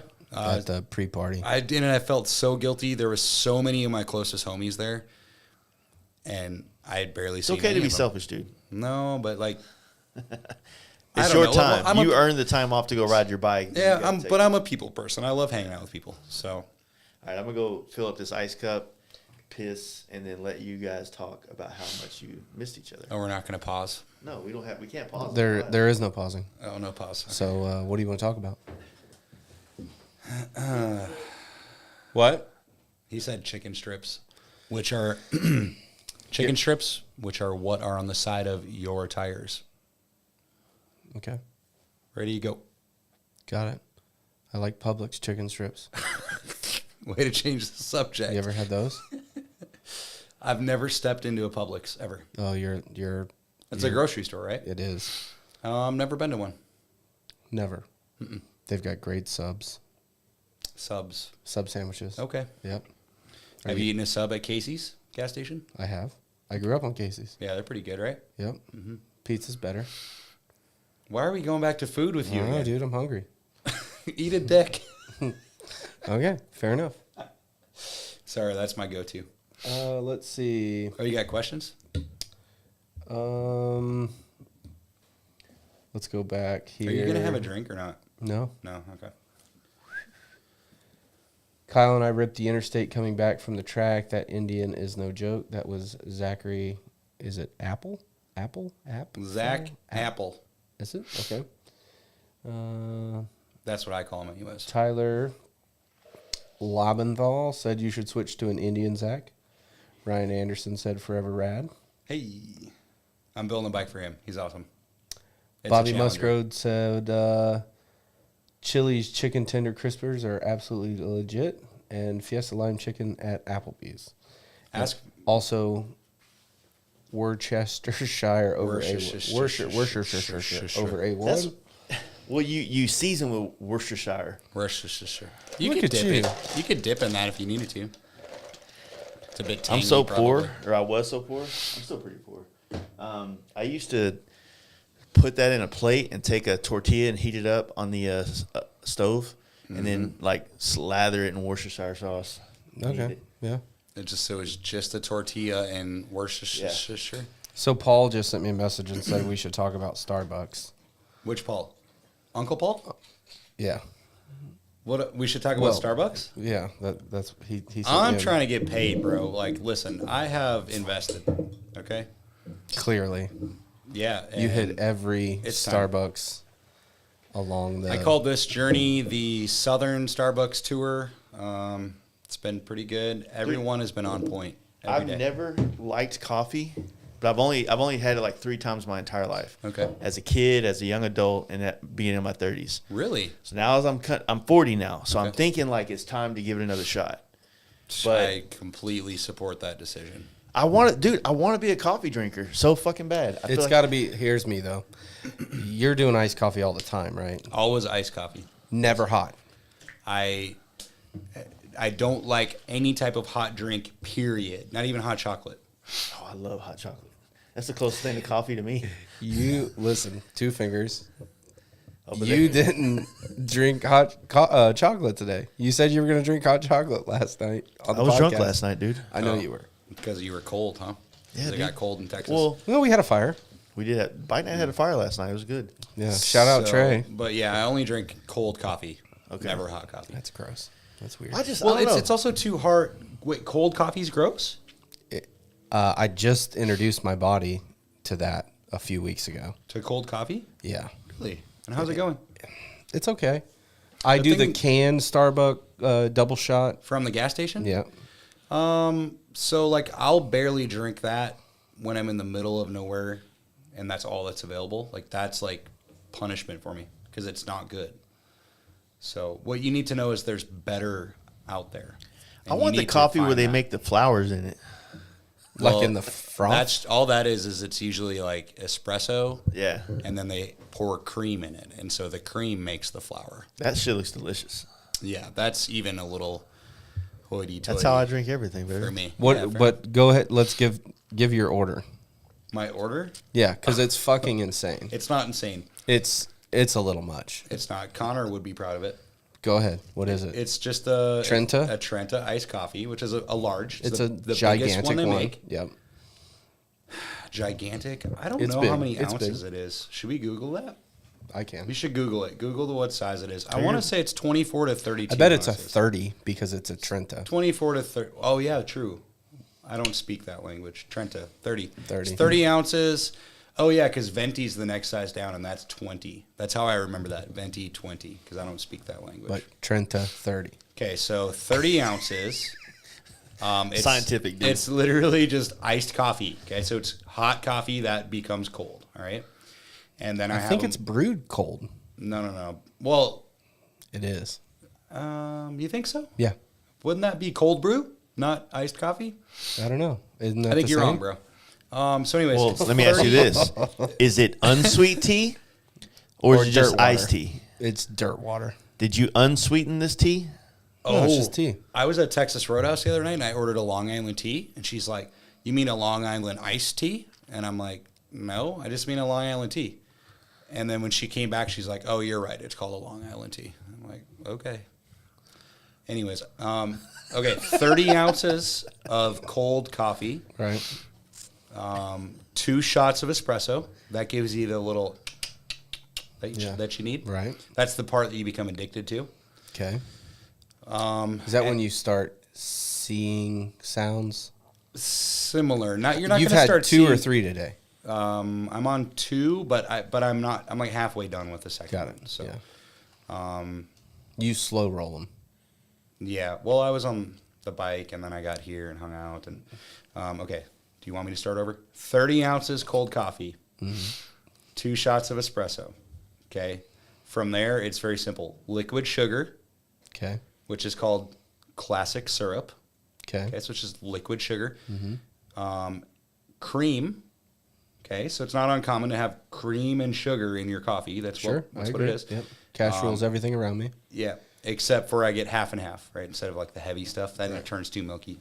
And then I get some caramel syrup in it. It's pretty simple. It's really not that difficult. So it's like a caramel flavored coffee with espresso. I love caramel. That's super basic. You should try one of these. Just I saying. You know, it gets way fancier from there. So you can judge me all you want. I don't. give a shit. I'm not judging. Listen, I'm an addict, and you've I'm publicly said it. not afraid to admit it. It's better than Meth. meth, cocaine, whatever. Heron. It's honestly ridiculous. I need to probably quit. I have a pink rosé ultra monster addiction. I can't Okay. start my day without having a pink rosé ultra monster. Okay, so it's that statement. You can't start your day Yeah. without it. That's how I feel about my coffee, which makes you no better than me. Okay. Oh yeah, I'm not saying. So how much does that cost? It's $3 unless I pre-prep my meals for the week and I Okay. go to the grocery store where I get them at $2 a piece. And I get a whole one for a week. Now, the problem is if I buy a whole pack of them and I put them in the shop, I'll drink more than one a day. So if I keep them at home and I bring them to work with me, then Yeah. I'll only drink one, which is I don't want to drink more than one monster a day. That's good because that shit'll kill you. I'm sure it will. Yeah. Like, I get people that want to judge me for my addiction, and I'm like, all right, how many monsters do you drink every day? And they're like, 2 or 3. And I'm like, cool, it's $9. Yeah. My coffee is $7, okay? Oh shit. I don't want to hear it. I don't want I to. thought you were gonna say like 3 or 4 or something. No joke. It's expensive. I need to quit, honestly. Or I need to get sponsored. I promote them a lot, so I think it's time. Yeah. They don't like my First time I kind. ever met you was at a Starbucks. Really? Oh, yeah, Sturgis. Sturgis, remember? Yeah. When you That was pulled your back when ass out. nobody had Olins on their Harleys. What was the stuff on your stories? Oh, Throwing I'm the- glad you asked. So if I don't go to actual Starbucks, I drink the Starbucks brand cold coffee in a jug. It's called Dark Roast. And that one is definitely more than 32 ounces. It's probably like 48 roughly. And I just pour it in a cup and I sip on it all day. And that's like $5 a jug. No creamer, no, No, liquid just straight black sugar, coffee, but just black. cold. Oh, okay. It's very robust. So I feel like I'm not a man yet. I can't do it. yeah, I have feel to like have cream men and are gonna sugar. be like, "Oh, you drink your coffee like a bitch, dude. 'Cause it's Drink cold? it. No, drink it like a black straight coffee or some Oh, shit." well, so in the sense of you cooking your steaks well done and dipping it in A1, Yeah. you've already been judged. Like, do whatever you want to do to your coffee. Coffee. better than ketchup on a steak. Yeah, I agree completely. So, You do you. Don't worry about what they think. I am going to do me. You should start drinking coffee. I do want to try it. You'll I feel don't more want to distinguished as a human being. Dude, since I've turned 40, which I'm coming up on a month in my 40th year of my life, and I've made some changes. Now, this week has been tough because of so many things going on with Born Free Texas, and he showed up yesterday. I just got off this trip from Terralingua, and but I've been waking up every morning before 7 a.m. That's big. I was working out pretty heavily, not consistently. Are you getting ready to drop some sugar-free shit? Okay, all right. Okay. And then cameras, bro. You're not on the podcast. You're on the cameras. You don't have to put it on me, though. Yes, sir. Okay. Anyway. Gotcha. No, so I've been trying to make changes, too. You were talking about earlier about, like, your health and things you want to start tackling when you turn 40. It's the same thing. Like, when I hit 40, or this year, I knew I was turning 40 this year, so I wanted to tackle some things I had procrastinated on in my life. Mm-hmm. You know what I mean? Yeah. And when I haven't jumped over all these hurdles yet, but as I did jump over one or two, it felt so much better to have that stress off my shoulders. And with me getting older, I haven't been as active as I used to be. I used to just go play basketball, even up into my 30s, and that kept me relatively thinner, right? Even when I started drinking, I would just go play basketball. It's a lot of cardio. It's a shit ton, right? Yeah. But I've gotten way too thick to play basketball the way I learned how to play basketball. My arms there's not as much of a gap between my arms and my legs as there used to be. So I've been walking every morning. You saw my little home gym thing, which I'm trying to kind of get to a point physically where I'm not going to hurt myself if I go to the gym and work out with like Jetty and some of his homies, right? Okay. Which I kind of like the aspect of like, hey, all the guys are meeting at the gym at 5 a.m. to work out.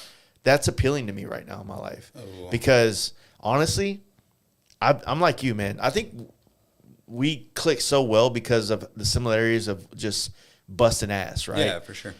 I've always been more accustomed to get to work at 9 or 10 and then work till 4 a.m. Mm-hmm. You know what I mean? Mm-hmm. And then, in bed at 5, 3 or 4 hours, and then it's like there. Right. It's never like that, hey, I'm going to work from 5 a.m. to 10 p.m. or 12 a.m. and then come back at 5 again. I don't know, it's weird. But the whole idea of like getting up early, like I know this is like a highly looked at YouTube thing, but trying to create a routine in the morning that puts me in a mindset ready to go to work, right? Like I stop looking at my phone in the morning and before I go to bed. I know this shit sounds like a fucking motivational speech, so I'm sorry, but it's true though. I've been trying to look at the phone less too. Yeah. Don't let it stress you out. Don't worry if they have to wait longer for you to respond. I have a life too. Like there's certain people that you need to respond to quicker than others, but like that shit'll wear you down quick. Yeah. And go back to a time in your life when it didn't wear you down. Well, when you're capable of it. When the whole world didn't communicate that way, it was easier. You know what I mean? Like, yeah, but nowadays, someone will have my number and they'll still DM me on fucking Instagram. Like, dude, text me, dude. For sure. It's easier, I guess, because you see a story and you just like click respond. Well, it all feels the same at this point. It's convenient is what it is. But where I start to lose patience with it is the after hours thing. Yeah. Because of the convenience. So if it's 9 o'clock and you need to know the difference between a Road Glide and a Challenger, I'm sorry, but you're going to have to wait because I'm trying to relax or unwind.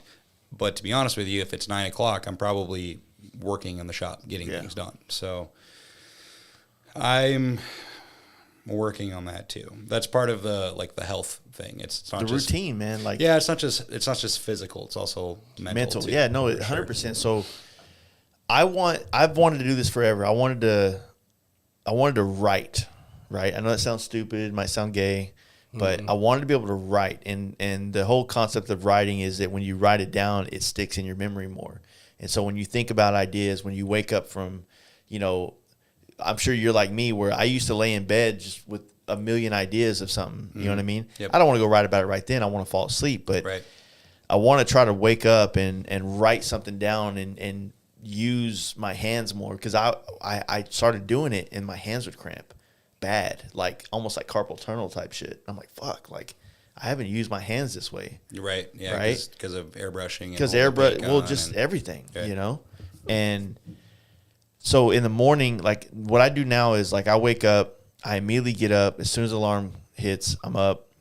I go piss. I go drink a fucking full ass. Pink Monster. No, not yet. That's Okay. later. Water.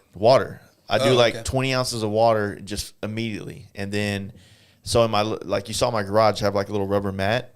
I put music on and I go in the garage and I just stretch. Like trying to touch my toes, trying to fucking get it all out. And while I'm doing that, I'll drink a like a pre-energy or pre-workout thing. And then I'll go walk. And by the time I get back from walking, my fucking eyelids are buzzing. I'm ready to fucking go, dude. Wow. And then I work out.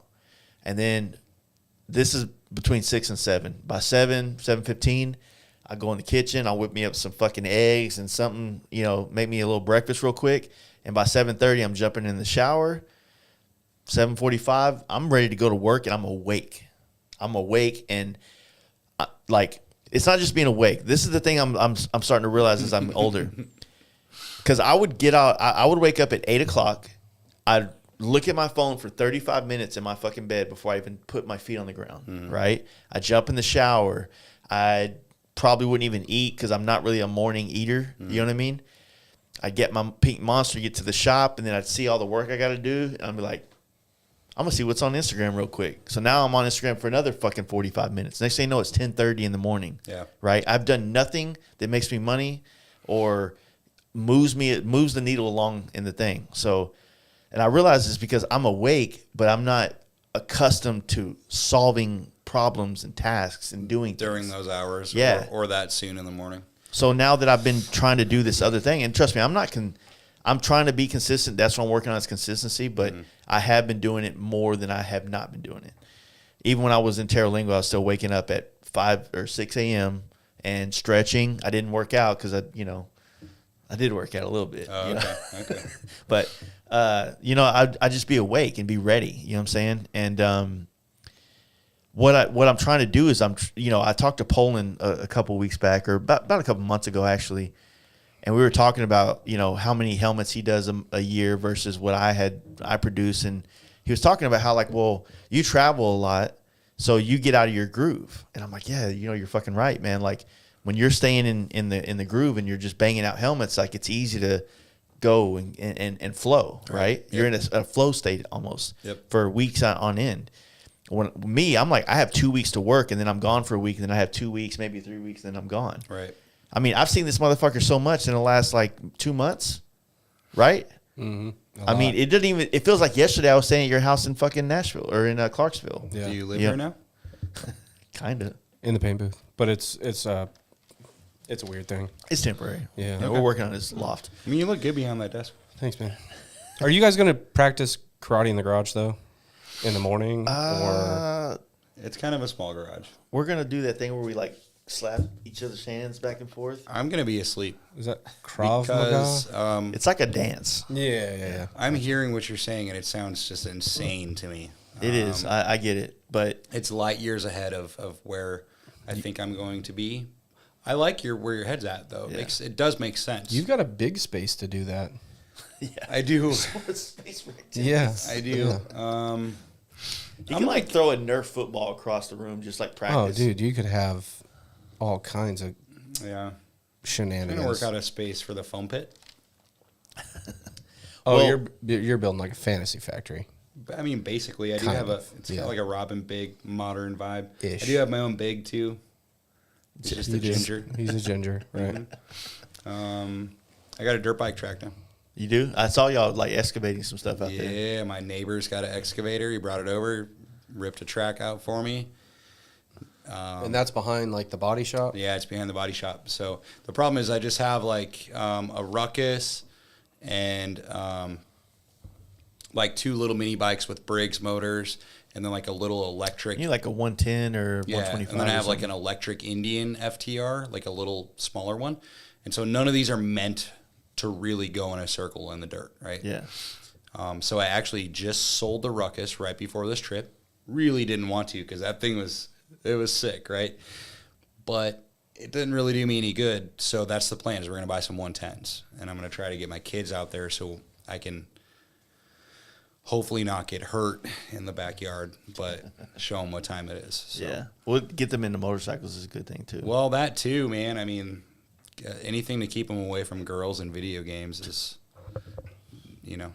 at least try to keep them out of trouble that way. So, yeah. But yeah, I'm just not there yet mentally in my mind. Honestly, like, if you think about all the great advice that you've heard over your life, but it's just not applicable until it's applicable. Well, no, right? What you said it seems like great advice, and I've watched other people do similar, and it seems like they're doing amazing, and I totally get that. It's all about, like, I was thinking about this because everything I'm doing now, I've heard my entire life. It wasn't time for me to use it. It didn't make sense to me yet. And I started thinking about all the hard times I've gave my brother with some of his dumbass decisions, sure. Right? Mm-hmm. And I'm like, okay, well, all right, that makes sense. He wasn't ready for the cheat codes that I figured out. Yeah. You know what I mean? Mm-hmm. Yeah. It's like leading the horse to water and it's like making a drink. And that's, I get it. I mean, it comes to parenting and everything because you're so frustrated when you're dealing with your kids. Like, well, what do you think that point was for you to make that decision? Because that's a pretty big one. What? Which decision?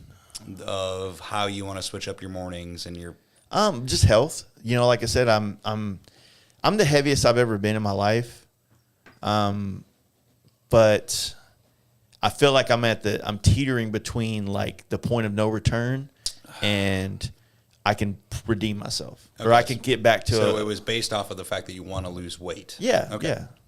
Yeah. I mean, I want to feel good. Like, I mean, I don't want being in front of this camera more has made me more self-conscious about the way I look. Sure. Right. Yeah.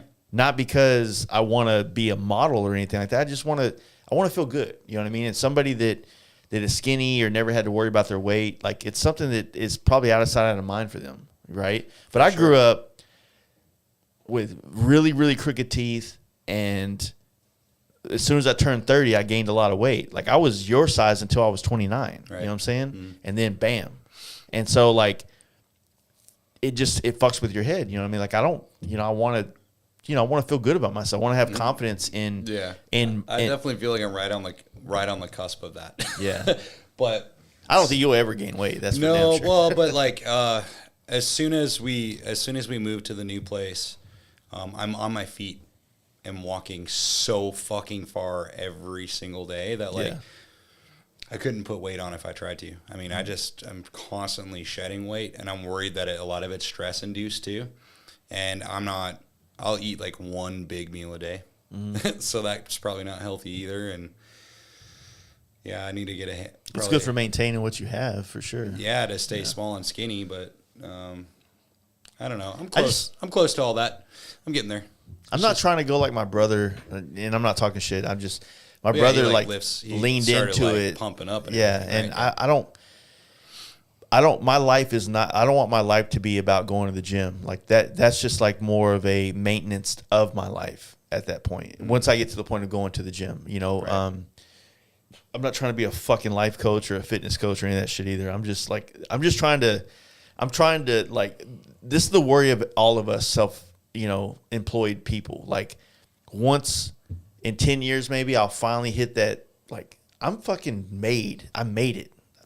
I'm successful, right? Hopefully, yeah. Right? Hopefully. And then you just got to hope that you have enough life left in you to enjoy 40 years of your life busting your ass trying to become what you became, right? Yep. And,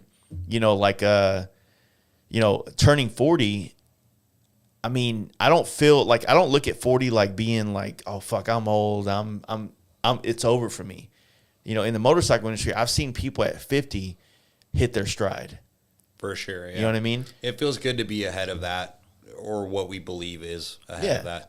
I'm stoked for my next 10 years. Yeah, I'm doubling down. I'm using all the hard work I put in for almost the last 20 years. Right. I'm fucking calling it in this year, and I'm in the next 10 years, and I'm trying to make some shit happen. Right. I'm trying to, in some form or fashion, between the help of all my friends like yourself and Millhouse and everybody that I've created relationships over those last 10 years in this industry, I'm trying for us whatever I got to do and whatever we got to do to leave a footprint on this culture Right. of motorcycle industry when we're 70 years old and we can't ride anymore. You know what I'm saying? The hardest part of that is there's just not a definite answer to it. Yeah. So hypothetical. It's just taking it a day at a time. So that's part of why I just try to enjoy it. Like the alcoholic thing, like a day at a time. Yeah. So, and I say that just because it's kind of why I pause, because like it kind of hits close to home. And when you truly live your life a day at a time, you actually learn how to slow down and appreciate every single aspect of it, from the good times to the bad times. And like it'll kind of change you in a way of like never holding grudges, whether it's against your spouse or your friend or whatever the case is. And it really allows you to really truly love life. I try to live that way, but it also doesn't do you a lot of good for setting yourself up for the future. So it's like my biggest fear is like one day I'm going to wake up and be like, fuck, I'm old. I can't work. How am I going to make money? Shit. How did I get to this point? How was I so naive? You know, like as a man, you're like, oh, I'm never going to make it to 70, you know, or whatever the case is. Fuck, I'm trying to make it. Well, it seems like the generation ahead of us never talked that way. You know? They were way cooler than us. And they did even sketchier stuff. So, but yeah, I don't know. I'm just right now taking a day at a time, just trying to accomplish as much as I possibly can every single day. Every once in a while when I get out of bed and I can't fucking bend my body, you know what I mean? My back's so stiff. I feel like shit. Like I think about that. Like I'm 40. So if I'm planning to ride for at least another 30 fucking years of my life, physically, you got to be ready for that. I want to be, I don't want to live to the point where I'm injuring myself. True. I just want to stay healthy enough to be able to enjoy this thing that I love so much. See, and I've never felt that way before. Yeah. Like physically, like getting out of bed, like, oh God. Because you're skinny. Okay, well, see, and that's the side I don't see. I'm carrying a lot of shit around, and I'm not sorry. talking about big nuts. I'm talking about a gut. Yeah, I'm sorry about your gut. And thick-ass thighs, baby. I was really cold riding in 52-degree weather today, so you probably... I wouldn't have felt it. You wouldn't even have felt it. It would have been, like, perfect for you. By the time you have to get gas, I'd be like, oh, it almost made it to the core, but... I wore my heated jacket until it was 63. For real. I'm a warm-bodied person, too. Like I had the major heater on at the shop today just trying to warm it up in here. I can't do cold. Not while I'm working. You know, I need to be comfortable. I need to be loose and... If you're painting, sure, but yeah. I would have been a stubborn old man and said, nope, not turning that shit on. I mean, why fire it up? Why do you got to get it, busted out of summer retirement and get all the juices flowing and raise that electric bill? It's part of getting old, right? It is part of getting old, man. I'm dealing with that at my house right now, too, because it's way colder in St. Louis right now. Yeah. Another part of why I didn't want to go home is just like I'm not trying to ride through that. So when I talked to Retta earlier, she's like, the shop's really cold right now, and I'm like, that's okay. I'm not the shop has heat in the floor, right? Yeah, so I'm like, that shit will take 3 or 4 days to get up to temp because it's in a concrete slab. So you really want to turn that shit on while it's warm outside instead of going from like super, super cold all the way to warm. So I'm like, nope, it's going to be warm next week. I'll do it then. Yeah, that makes sense. Because wintertime's coming. So winter is coming. Yeah. So that's the send off for me. I mean, like next week I'll be home and wintertime starts for me. Yeah. I grew up with that mentality in North Dakota. It's a good one, man. I love it. It's a breakdown. Yeah. It's a into a pursuit. Right? Yep. When, here in Texas, like the bad thing about having all year riding for a business. You never find a time to tear it down. Yeah, fully, it's like, fuck, I gotta, there's always some event to go to. There's the toy run I want to do. And, right. And it just. I'll never change that about my mentality just because it leads to the best productivity that way. For sure. It forces, I actually enjoy it because it forces you to lock yourself in the shop when it's cold outside. What else are you going to do? Like, you're going to sit on the couch and you're going to watch Netflix, whatever the case is, right? Yeah. Okay, well, instead of sitting on the couch, I'd rather be getting stuff done. So I'll work longer hours in the winter and then try and work less in the spring and the summer so that I can enjoy life a little bit. And that's the perks of the self-employed thing. It's a difficult balance with your customer, of course, but I gotta have a life too. I gotta be happy, and in order to stay fresh and correct up here, to be making the right choices moving forward on your motorcycle. Yeah. I mean, it's hard, it's really difficult to always stay relevant and coming up with, you mentioned that earlier, like the next best idea and the next best paint idea and the next product. I've been kind of getting into products a little bit lately with trying to come up with my own product that I can actually sell, trying to actually make money while I sleep type of mentality. So I'm doing that with a lot of parts lately. That's not really frowned upon, right? When you make money while you sleep. I like to call it mailbox money. Mailbox money. So I made fun of Springle for that because he built storage units like 5 years ago. And I'm like, what the fuck is wrong with you? You're like an old man investing in storage. He's like, it's the number one return on your investment in the world. And I'm like, yeah, because there's hardly any overhead. Yeah. I'm like, yeah, okay. He's like, number 2 is car washes. Shit, the more I paid attention to it, I'm like, fuck, he was right. Yeah, now he's getting ready to put up another giant building. There's 3 car washes between here and Buffalo Wild Wings. Yeah, your overhead is so low, like it's a no-brainer. Yeah. So I'm just trying to think about the future in that essence, and I'm going to be doing a lot more parts in the future, more apparel, and just kind of keep my mind open for. You have hats? Different ideas. I'll do hats for springtime. Yeah. Yeah. I wanted to get hoodies out for cold season, and they're out and they're sold out, and there's more coming. Those are going super good right now. So. Shirts, hoodies.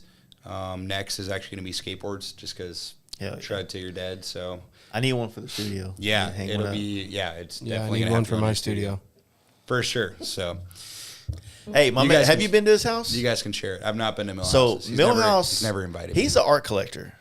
Yeah, he is. So exactly. So he's got a lot of dope shit in his house. I believe it. From like street artists and like graffiti artists and like people that just make art in that kind of realm. Mm-hmm. Like I felt like when I walked in, like when you go to a tattoo artist and he does like canvases on the side. Yep. That's what it felt like. A lot of that. Well, it says a lot about a person's personality. Yeah, like but it supports it though. Absolutely. I mean, think about how many people's houses you go into your life and they got a fucking Target painting from the Circle Target store. Mm-hmm. It's like, you're gonna put that above your couch? What does it mean to you? Oh, it's a fucking horse, right? And then you go to his house and he's got shit that means something to him. Yeah, for sure. It definitely looks different than what I guess we're accustomed to, because we're accustomed to the Longhorn.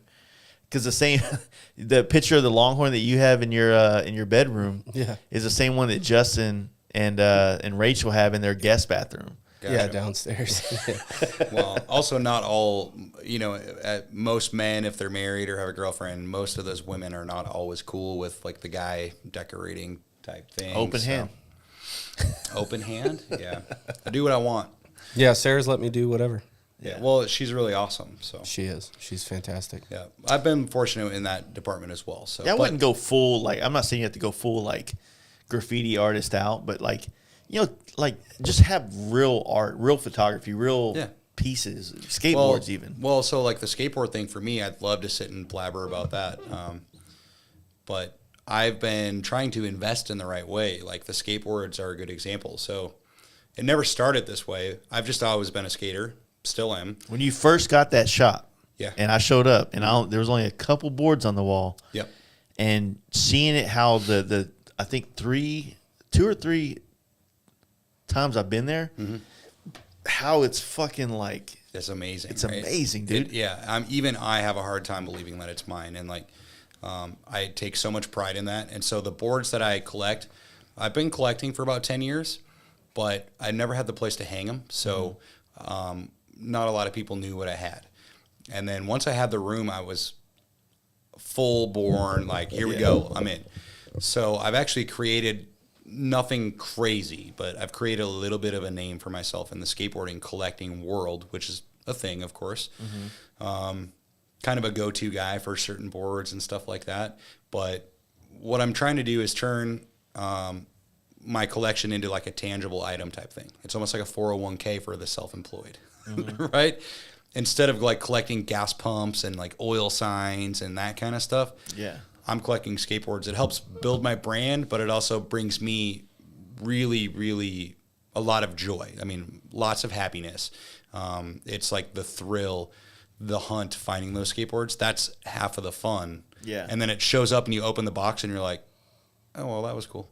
Like every time I get a skateboard in the mail, Steve Chamberlain, you know, he's in the shop with me. So every time I get a board, I'm cutting it open with the razor blade and he's in the background going, oh, like making fun of me, like an aura type mentality or whatever. And he's actually giving me a bit of a complex because of it. I do have a problem. As I said, I'm an addict. So, So you're a skateboard. What do you collect, Millhouse? What's your fucking go-to thing that you have to? For like art or Just- as do you an, have as an addict, you have a thing that you purchase a lot and you want your Pokemon? You got to collect them all. butt plugs, no, shot glasses, no. Trying to think. black shirts. Yeah, a lot of black. Well, most of us do. I guess hats. Hats You do have a shit ton of hats. and a lot of hats that you don't wear. You take I pride mean, in those I hats? try and I try and rotate I them? try and rotate. Yeah. See, I do the same thing with hats, but I'll just wear one until it's completely sweated Fucked. out nasty. Yeah, and then you throw it away. Yeah. I don't like know. that. I'm bad with stickers too. Yeah. I've met a lot of guys with I like stickers. sticker bombing skateboards. That's my Yeah, favorite thing. that's cool too. I'm not against that. I always have this fear of like using my sickest stickers, and then like I think it all stemmed from like the first beer fridge that I had. Right, we've all had that fridge, and Oh, then yeah. it fucking quits working one of those days, and you're like, no, And you're like, God not damn my it! sticker collection. Can I get the front? Yeah, so I don't want to use my really, really dope stickers. I mean, I have like I do. I have a whole drawer for them too. I'll show you when we're done. Yeah. You're asking me about the construction we did here when we built the studio. There was a door that was bombed, and I kept the door because there was so many stickers on it. It's in the back of the booth. yeah, And yeah. it's just wild. You know what I mean? It's a thing. So, but that's what the skateboard's kind of worked out to be for me. So, it's been a really cool journey, and so that's actually kind of got the wheels turning a little bit. I'm like, fuck it, I'm gonna make my own skateboard. But Yeah. it's not just gonna be for something to hang on the wall. Like, I do want people to buy it and hang it on their wall if that's what they want to do and support me and have something cool for the wall. Fuck yeah. But I also want people to use these and skate them and do kickflips and fucking literally ride these boards. So I'm investing with a company in Huntington Beach where it's actually made in HB, and it's, you know, like you can rip this thing. Like it's not just some not even 30, it's not even some $15 cheap blank from China or whatever. Yeah. Compressed sawdust that's going to snap in half the first set of stairs that you ollie or whatever. So pretty cool. And so that has me thinking of the bigger picture, like, oh, well, if they go well, maybe I'll get into skateboards. Like, Well, kind of have my own little skateboard. Think of it brand. like this. Like I've been taking this approach with shirts, right? I'm not fully ready to release shirts and sell online. I don't have the online store. But every time you put one out, it's really dope. Yeah. I'm trying to find something. I couldn't figure out my idea. Like, what is my identity with shirts? And I did the FL, or just the Fast Life. I think I sent you one, right? Yep. So the FL on the back, and I used one of the designs that I use in my paint jobs as like in the deal. Yep. And as I've seen more and more homies with it, and they'll be riding or they'll take a picture or something, I'm like, it's kind of fucking dope. It's like a a great good, shirt, yeah. it's a good like advertisement or at least logo recognition on the Right. back of the shirt. And of course, I have so many designs that I could do within that fucking thing, kind of like the Ramjet 1 that they use on with the different flags in it. Yeah, like Millhouse has on, Yeah, has it on exactly. his phone with the rising sun in the background. Exactly. So, if you do like these unique, like I got this from Simpson. Like Scott's like, look, we want to, if we make this helmet like this camo helmet, and we make it to where it's always available, then there's no urgency. And I think he got that from Dixon, right?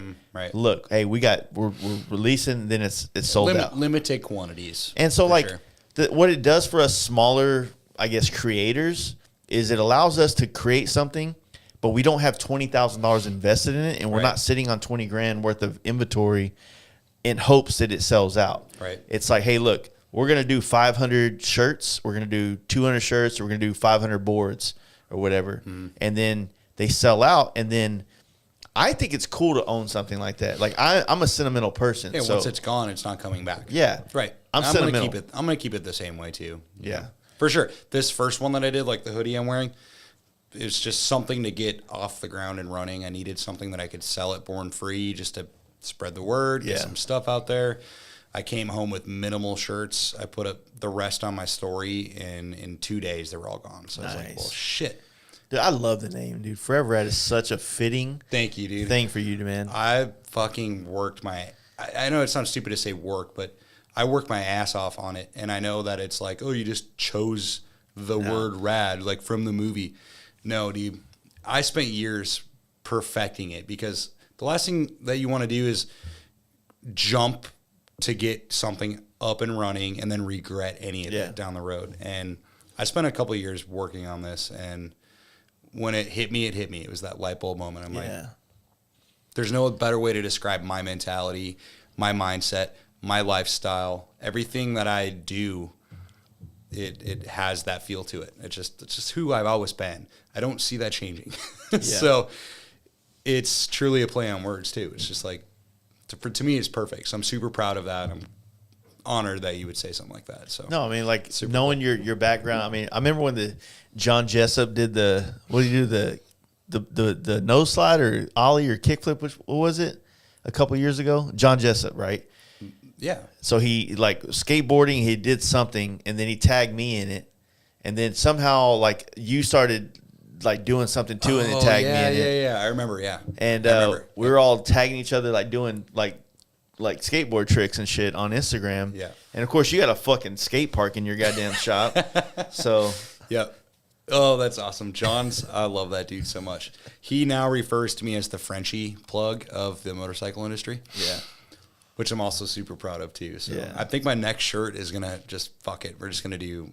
Do a Frenchie. We're gonna put my dog on it. So, and I have more, like, something really catchy to go with it. Which one, Frank? Fucking Frank, because he's the dopest one. He's the one of the helmet that Jeremy did, right? Yeah. Yeah. Hell yeah. So, yeah, we're just gonna. I don't know, like, I don't want to feel like I'm full of myself, but I'm just gonna keep investing in myself and just pushing it. And if people dig it, hell yeah, let's go. Yeah. And that's really what it's all about, just being confident and having fun. And do you guys plan on having another more dogs? Litter puppies? Yeah, for sure. We bought 2. I think he's buying all these fucking challengers, dude. Well, we bought 2 females last August, so they're about a year and a half old now. They're too young to breed. Like, legally, you can breed them, but they're our pets. We love them. So mentally, these dogs are really stupid still. They're like teenagers. Right. So one of them's in heat right now as we speak. So we have to put her in underwear and suspenders. Yep. Because Frank's ready to rock and roll. Like, he's ready to rip. Which one, Dottie? Dottie, yeah. And then Good with names. yeah, he loves my dogs. And then Billy, Billy's her own special thing, but she is special. Yeah, but we'll be breeding both of those too in the future, and I hope to keep them very exclusive in the motorcycle industry, like I've been trying to do. Mostly, it's anybody who's gotten a dog from me is either hot rod, mini truck, motorcycle, tattoo, like legit lifestyle type people where they live it, breathe it, sleep it, and it's been so sick. Like a couple weeks ago when we were at John's in Tennessee at Dream Rides, he's got one of my dogs, and it's so cool. it's like being a grandpa, you know, like I can't wait to see the dog. And then I got there and he was like a little bit smaller than I expected. He's still real bulky like Frank, but he'll fill out a little bit more as he gets older too. So, but yeah, we have a really good bloodline. So, like, actually our breeding, I don't want to sound too official, but like our breeding program per se has some pretty quality dogs in it. So we're kind of keeping that open to the future as well too. I remember the first time I came to your house, they just had puppies. Oh, yeah, for the first time. Yeah. Yeah. I was going to meet you at Bare Knuckle Paul's, and I couldn't because my female was in labor or she was giving puppies. Yeah. Something like that. So I'm getting hot, so I'm going to take my hoodie off, but check out my shirt. It's got a Frenchie on it. Born Scum. Born Scum. That's a Las Vegas company, right? Yeah, there's a big Frenchie on the back of it, wearing like a dude, Turn like, around. like a bandana. It's pretty sick. You want me to stand up? Yeah. They probably have to be on him. You see it? Yeah, he looks like a vato. Yeah, it's like a Vato Frenchie. Orale vato. Yeah. You ever seen the movie Born in East LA? Maybe. Cheech Martin. Yeah. Long. One of the time best ago. ones ever. Hey, Yes, shout out to Big Trouble, baby. Shout out to Mark Norton. I'm drinking your blue label, bro. Love you. So anyways, It's the gift that keeps on giving. It's speaking been of- here since April or whatever. cool. Speaking of Mark Norton, he has 3 Frenchies too. He does? Mm-hmm. Yeah, and Mel's got one. So I Bougie. expected that. it's a thing, dude. Yeah, you just spent a whole weekend with Bougie, right? I did. She is a wonderful Yeah, dog. she's a great. They dog. called the dog Bougie? That's her name, Bougie. Nice. I thought you were just talking about Mark Norton. Now, he's bougie too, but they also have a dog named Bougie. Well, Mel does, anyways. Mark's got I forgot all of their names, but the most memorable one that he has is named Smokey. Mm-hmm. Like He's got Smokey and Debo, Smokey and Debo. That's right. and then he's got another one, but I can't remember her name. He said it'll come to me. Yeah, but yeah, he's got 3. So I have 4. It's a thing. It just is. Like I said, I'm an addict. So I don't. that's so bougie. every time I'm around Frenchies, they annoy me. How come? Is it they're snoring? No, it's just like Snorting?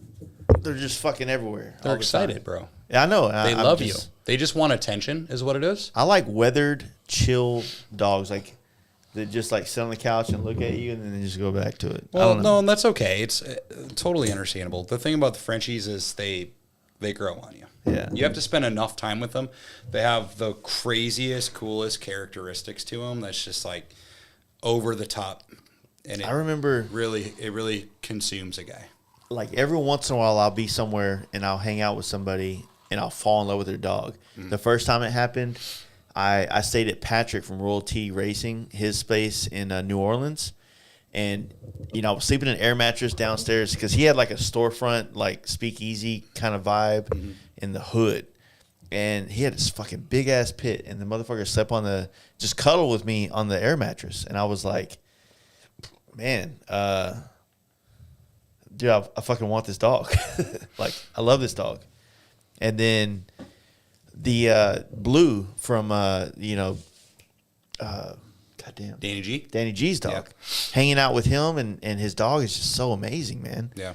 And Well, he's like a dog whisperer. he though. is. Yeah. And I did fuck up. I fucked up. I went and got a dog, but I was putting price in the caption, right? What am I willing to spend on a dog? Right. And I got a beautiful dog, but he was just untrained, hyper. I traveled too much to give this dog the attention it needed. And I just realized that I appreciate them, but I don't have the temperament to take care of a dog and be what a dog needs from me, right? And then that's why we have a cat. So Yeah. Well, I don't do cats, so yeah, well, That's my okay. cat like you is all over you. No. I'm good with cats. I just don't really want a cat. I don't know. I just feel like they're just, One cat's they're okay. too- It's when you start buying multiple cats where you get it gets weird. It starts to smell different. Yeah, sure. You know what I mean? Sure. Yeah. I don't know. If a pet wants nothing to do with you, Yeah. why do we have it? That's basically Just keep all us I'm in saying. check, dude. How does a cat keep you in check? Like, Like, get a gerbil. all right then, fuck you then, dude. I'll feed you in a minute. I feel like it's just a waste of money at that point. But I mean, they're cute and everything. But What it is, I think a cat is more like it's like an ornament in your house. It's like a plant. All you got to do is throw a little bit of water in here and there, and it self sustains. You ain't got to take it outside to go shit or piss. You don't have to do anything. You just like put a little bit of here, scoop a little bit there, throw it away, and then it's fucking like Gross. it does its own thing. Fucking disgusting. I'm good, bro. You don't say that. My dogs poop outside. Yeah. Do you want to talk about motorcycles again, or Sure, we should. what do you think? Should we? Or what do you want to talk about? I don't know. Do you I'm all- ever plan to buy another Harley? At this exact moment, no. But It's not anything against Harley. It's just, it needs to be something that excites me. It needs to be something that's different, something that... A challenge, Let's talk about your FTR and where it's at. And where we can talk about the FTR. But the Harley thing, like the whole talk with the new touring platform and monoshock, inverted front end, aluminum, whatever, blah, blah, blah. Now it's pushed to 24, whatever the case is. That does kind of excite me. It does. But I'm not going to jump to be the first dude to get one and the first one to build one. Look at what happened like with Indian. No, I mean like the Lowrider ST. Like, look at that. Yeah. Everyone's, I got to have the first one. Well, then it's the El Diablo because of a paint job. Like, what do you think about the El Diablo? I mean, for real though, it looks good, but you could do that paint job in a week and for at least what they charged, if not a little bit less than what they charged for the okay, paint so job. if you think you could do it for a little bit less, cool, great selling point, and it could be to any color, any combo that you It could be like, one of one instead and of it's one of one of 1,500. one instead of one of 1,500. Sorry to the guys who I bought can them. number it too. Yeah, no, like You should. You it should. is a great looking bike. It is, but coming from the custom paint world, Yeah. sorry. I mean, like I'm not gonna have something that someone else has. I saw the Just not lines gonna on do it, the lines on the bags and the fairing. I was like, not the lines I would have picked to go with the old Fair school. enough. Fair enough. I mean, the old school connection. I'm not the FXR guy like you. Like you know way more about FXRs than I do, but it did feel FXR No, inspired it does. to me. Yeah. But the fairing, I feel like when whoever painted it or designed the paint job, they just followed the natural body lines that existed on there and didn't find the ones that fit the old school paint job and the flow from fairy to tank to back. Well, right? that would have been too difficult. To exactly, to and mass that's produce. So. and now I'm an arrogant fuck because No, that doesn't make You know what I arrogant. mean? It just means you're a custom painter. You have an eye for what flows and what fits where. So, because all 1,000 people that bought a Lowrider ST El Diablo was like, you don't say that about my bike.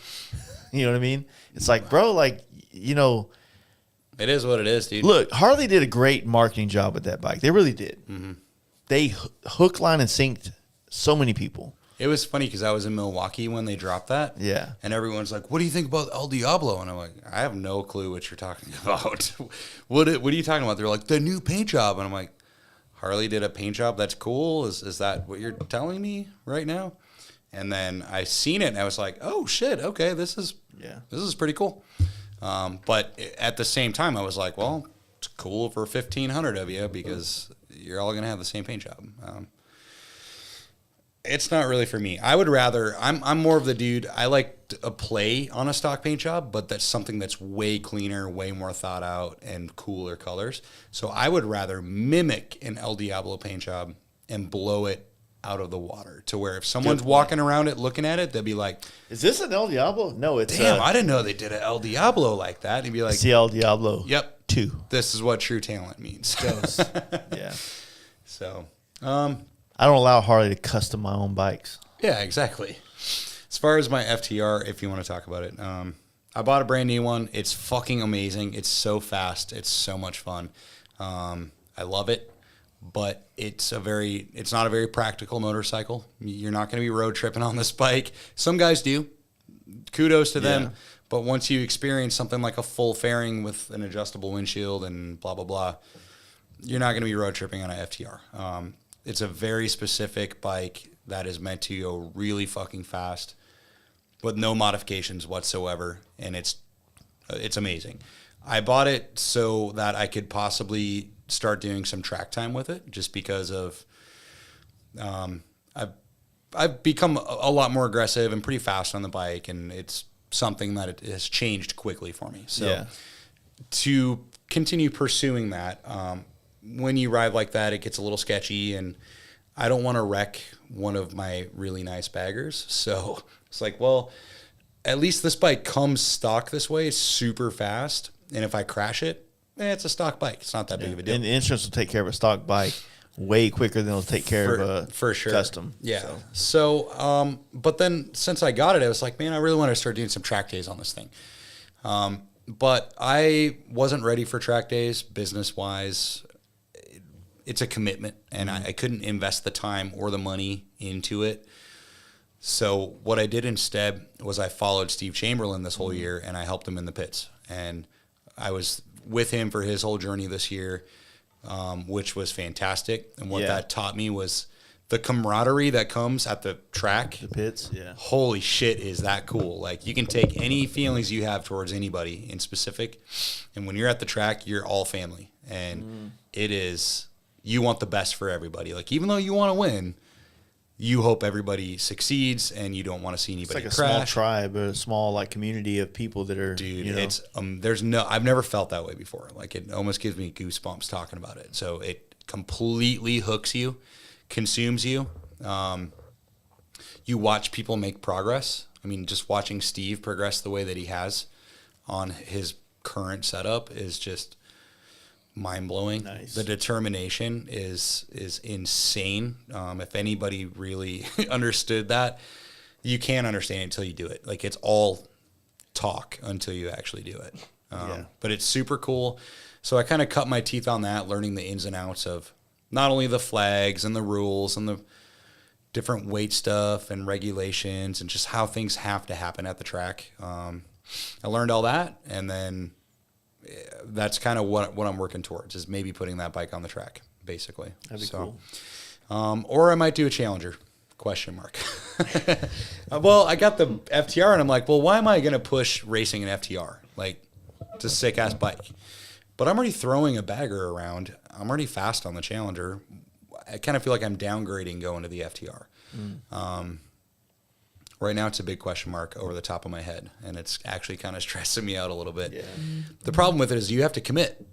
That was me. You have to commit to whatever it is you're going to do, and you have to be 100% on board. Right now, it's still a question mark. We just finished the last race for the season, and Steve did great, and we'll see how the next month goes or so. But I am starting to make the right steps towards setting the FTR up for the track. So, when do you think BRO might announce events for next year, if they were going to? Hopefully sooner than later. They mentioned that we'll see you in 2023 after they made kind of the last post from Daytona. That was promising. So I really hope they, keep it going, because it's super healthy. It's so good for this industry. It really is. Yeah, I agree. It has done a ton. Aside from any of the negatives, we all talked about it when the shit first started in 2020, from the very first King of the Baggers all the way to where we're at now. It's been 2 years of successful leagues, different leagues, and each league has its own feel. I wonder if there's a way that like I have no intentions of racing. You know what I mean? Like, not because I don't care, not because I don't think it's cool, nothing like that. It's no dig at it, right? But how can I support it? Like, that's what I'm wondering. How can this thing connect to the I guess the lower level, industry? The side that I see lacking is they've gotten rid of their televising, which is, in my opinion, really bad. I mean, everybody wants to watch it happen. Yeah. Right? So that needs to happen again, in my opinion. But then the other biggest thing is the incentive to racing. It's super addictive and amazing to be a part of, but there is nothing at the end of that rainbow. You win no money. Do you gain some fame from it? Sure, to an extent, or whatever that means. You get reposted at a 5,000 follower page. Yeah. I mean, you do get a trophy / an award, but there's no cash. There's no purse. There's no cash involved whatsoever. Oh, wow. I didn't Zero. know that. So that's the thing, is like, you take another one of my best buddies, Chris Zemlo from Chicago. Average dude, good rider, 2 kids and a wife, and a fucking full-time 70, 80-hour a week job, right? I've been road tripping with this dude from day one. Yeah. Like, he's the reason I started taking road trips 10 years ago. All of a sudden he says, you know what? I'm going to race my bike. Yeah, right. Okay. Sure as shit. He fucking converts his beautiful-looking daily rider. It was already set up with Ohlins and some sick-ass parts. He converts it to 17s front and rear. Safety ties, safety wires, everything. Gets a belly pan. full race status without going full retard race status. Like, not past the point of no return. He shows up at the first race in Utah from Chicago, like on his vacation time from work, you know? He's choosing racing over his family. Like, they have a big camper and they like to go camping and they like to travel, and he's a huge family man. Here he is in Utah racing. And for what? It's because he set his mind to it. He set a goal, and he's gonna meet that goal. He went out, he did great. Everybody was super proud of him. Next race, he shows up. It was in Milwaukee. It's closer for him. Goes out, doesn't crash, does great, has an awesome time. Even he didn't take last place. He actually passed. He passed another guy, and while passing, he turned around and waved at him.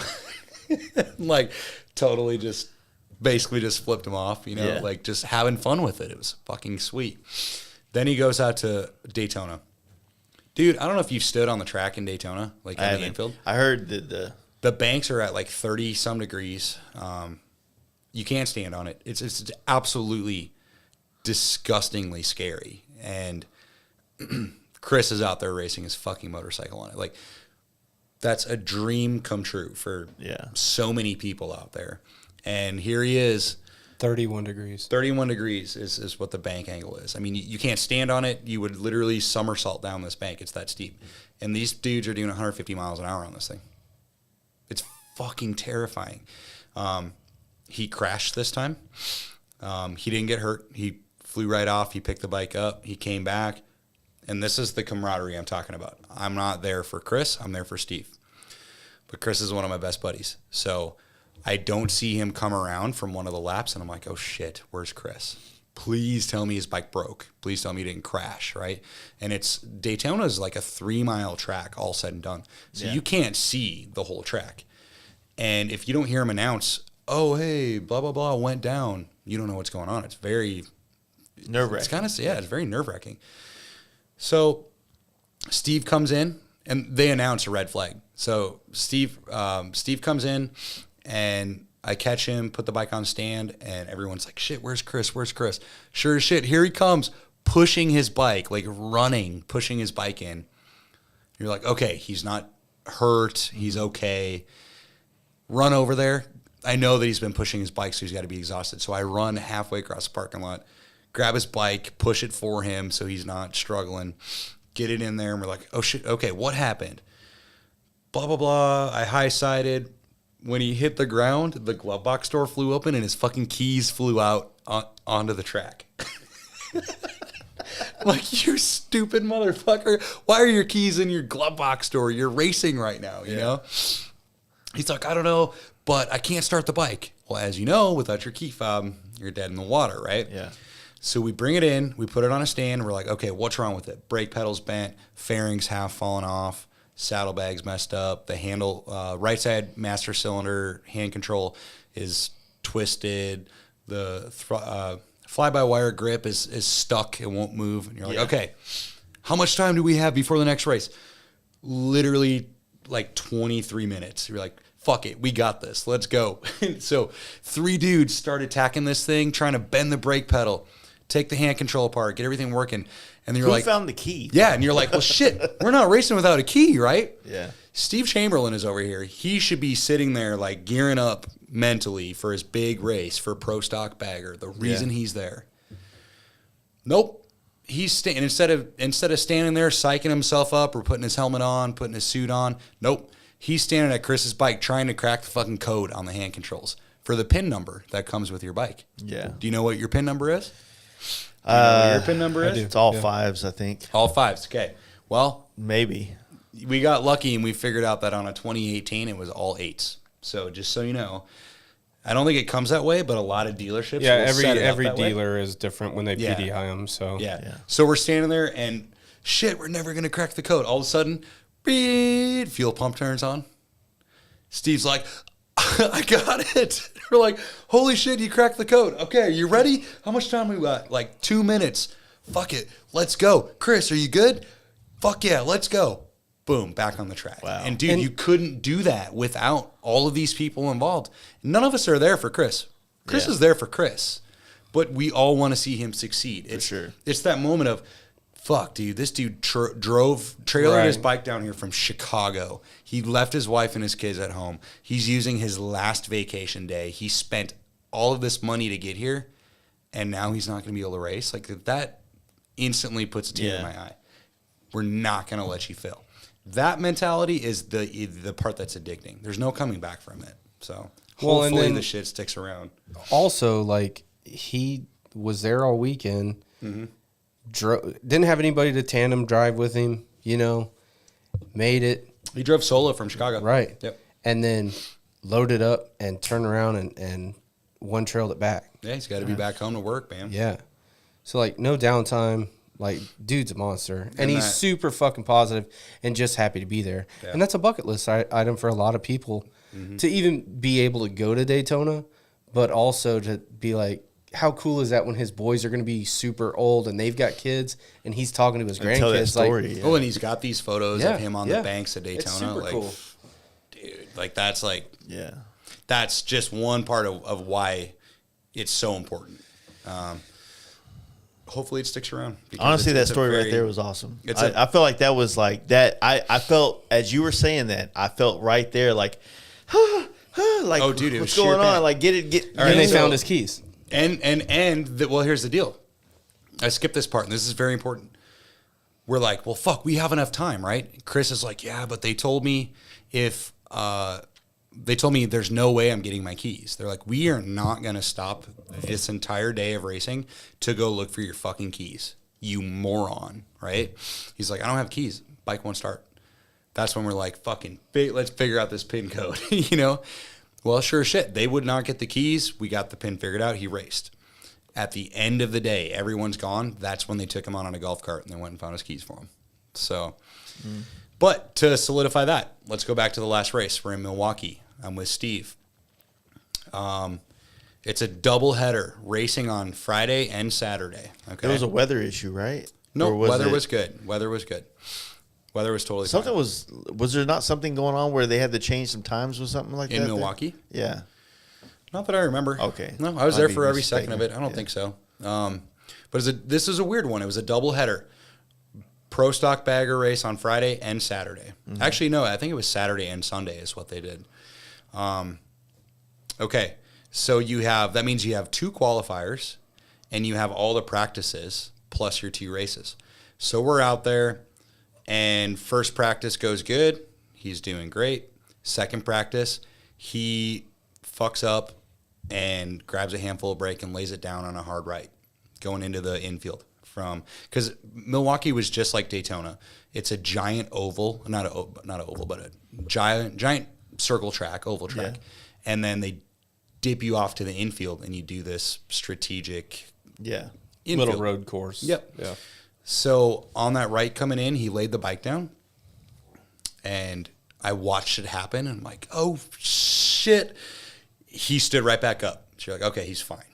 But he struggled a little bit. You know, Steve, it's not going to take much for Steve to pick that road glide up. He's a big dude. He struggled a little bit. He got it picked up. He brought it back in. He gets in, and we're like, okay, what's up? You okay? And he's like, oh, dude, my hand hurts really bad. We're like, okay, well, sit down. Let's grab you some ice. And so we get him some ice. So as he's sitting there, I'm looking at the bike, and I'm like, okay, same thing. The carbon fairing shattered. The Clockworks windshield broken in half. Speed Merchant mid-controls, brake arm is touching the cam cover. Fucking all this little shit. And you're like, the brake line, rear brake hose, ripped in half. You're like, fuck, man. Okay, well, we could fix this. You know, we're working out of a little baby toolbox in a fucking parking lot, but we can do this. We've done worse, right? But are you okay? He's like, oh, I don't know, man. I hope so. I'm like, all right, well, I'll tell you what. We're just going to fix the bike. If you race, you'll be ready to go. Cool. So as time goes by, his hand's getting bigger. Like, fuck, dude, something's wrong with your hand. Everyone's asking, hey, how you doing? And he's playing it a little bit cool. I finally pull him aside. I'm like, all right, what's up? He's like, I think it's broke, dude. I'm like, okay, so we're done? He's like, no, fuck that. We're here, baby. Let's go. So sure as shit, he goes back out, practices again. Then he does his qualifier. Comes back the next day, practices, races, Comes back the next day, practices, races. We load up. He didn't podium that time, but he did really, really well. Mm-hmm. His lap times were awesome. We load up. He drives from Milwaukee back to St. Louis, gets back to the shop, goes to the urgent care, fucking broken hand. Right on his knuckle. He raced that whole weekend with a broken hand. Damn.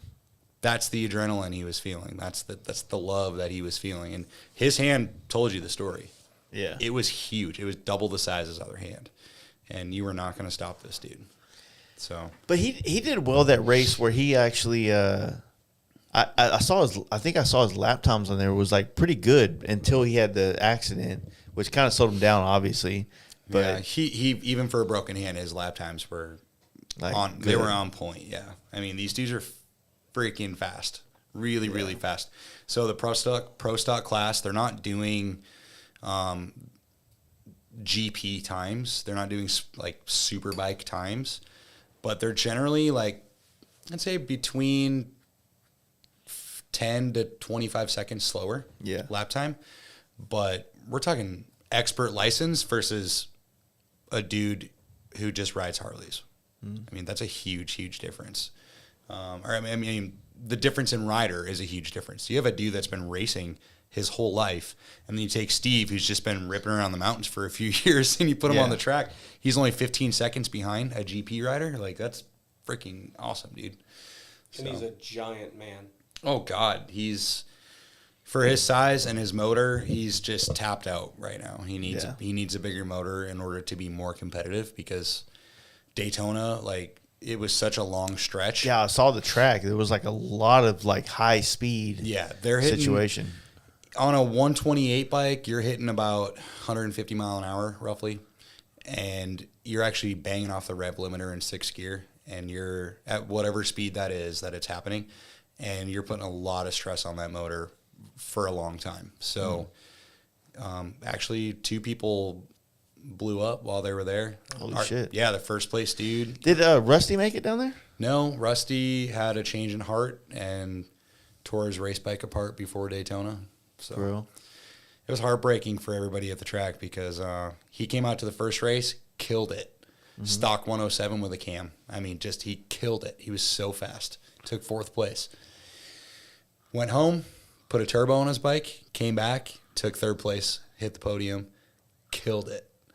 But he had a change of heart, didn't want to do the last race, and so he had his reasons, and I won't get into that, but because it is like financially and he's a newer father, and you know a lot of that shit can get to your head, and it just wasn't financially responsible for him, so he dipped out on the last race.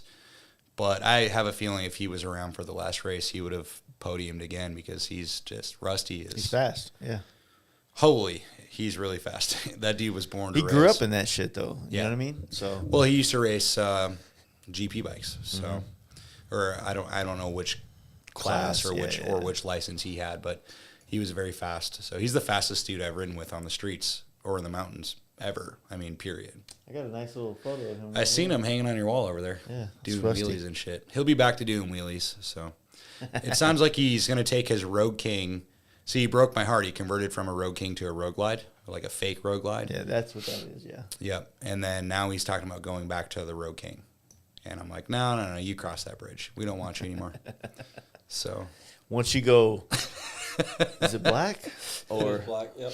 I've been calling him the Trans Glide just because it's 2022. So seems fitting. Well, what do you think about, you're here now, you're in Dallas, which I'm fucking stoked to have you here. Thank you. Honestly, it's a little bit surreal. It still feels surreal to me. I made you a promise I would be here.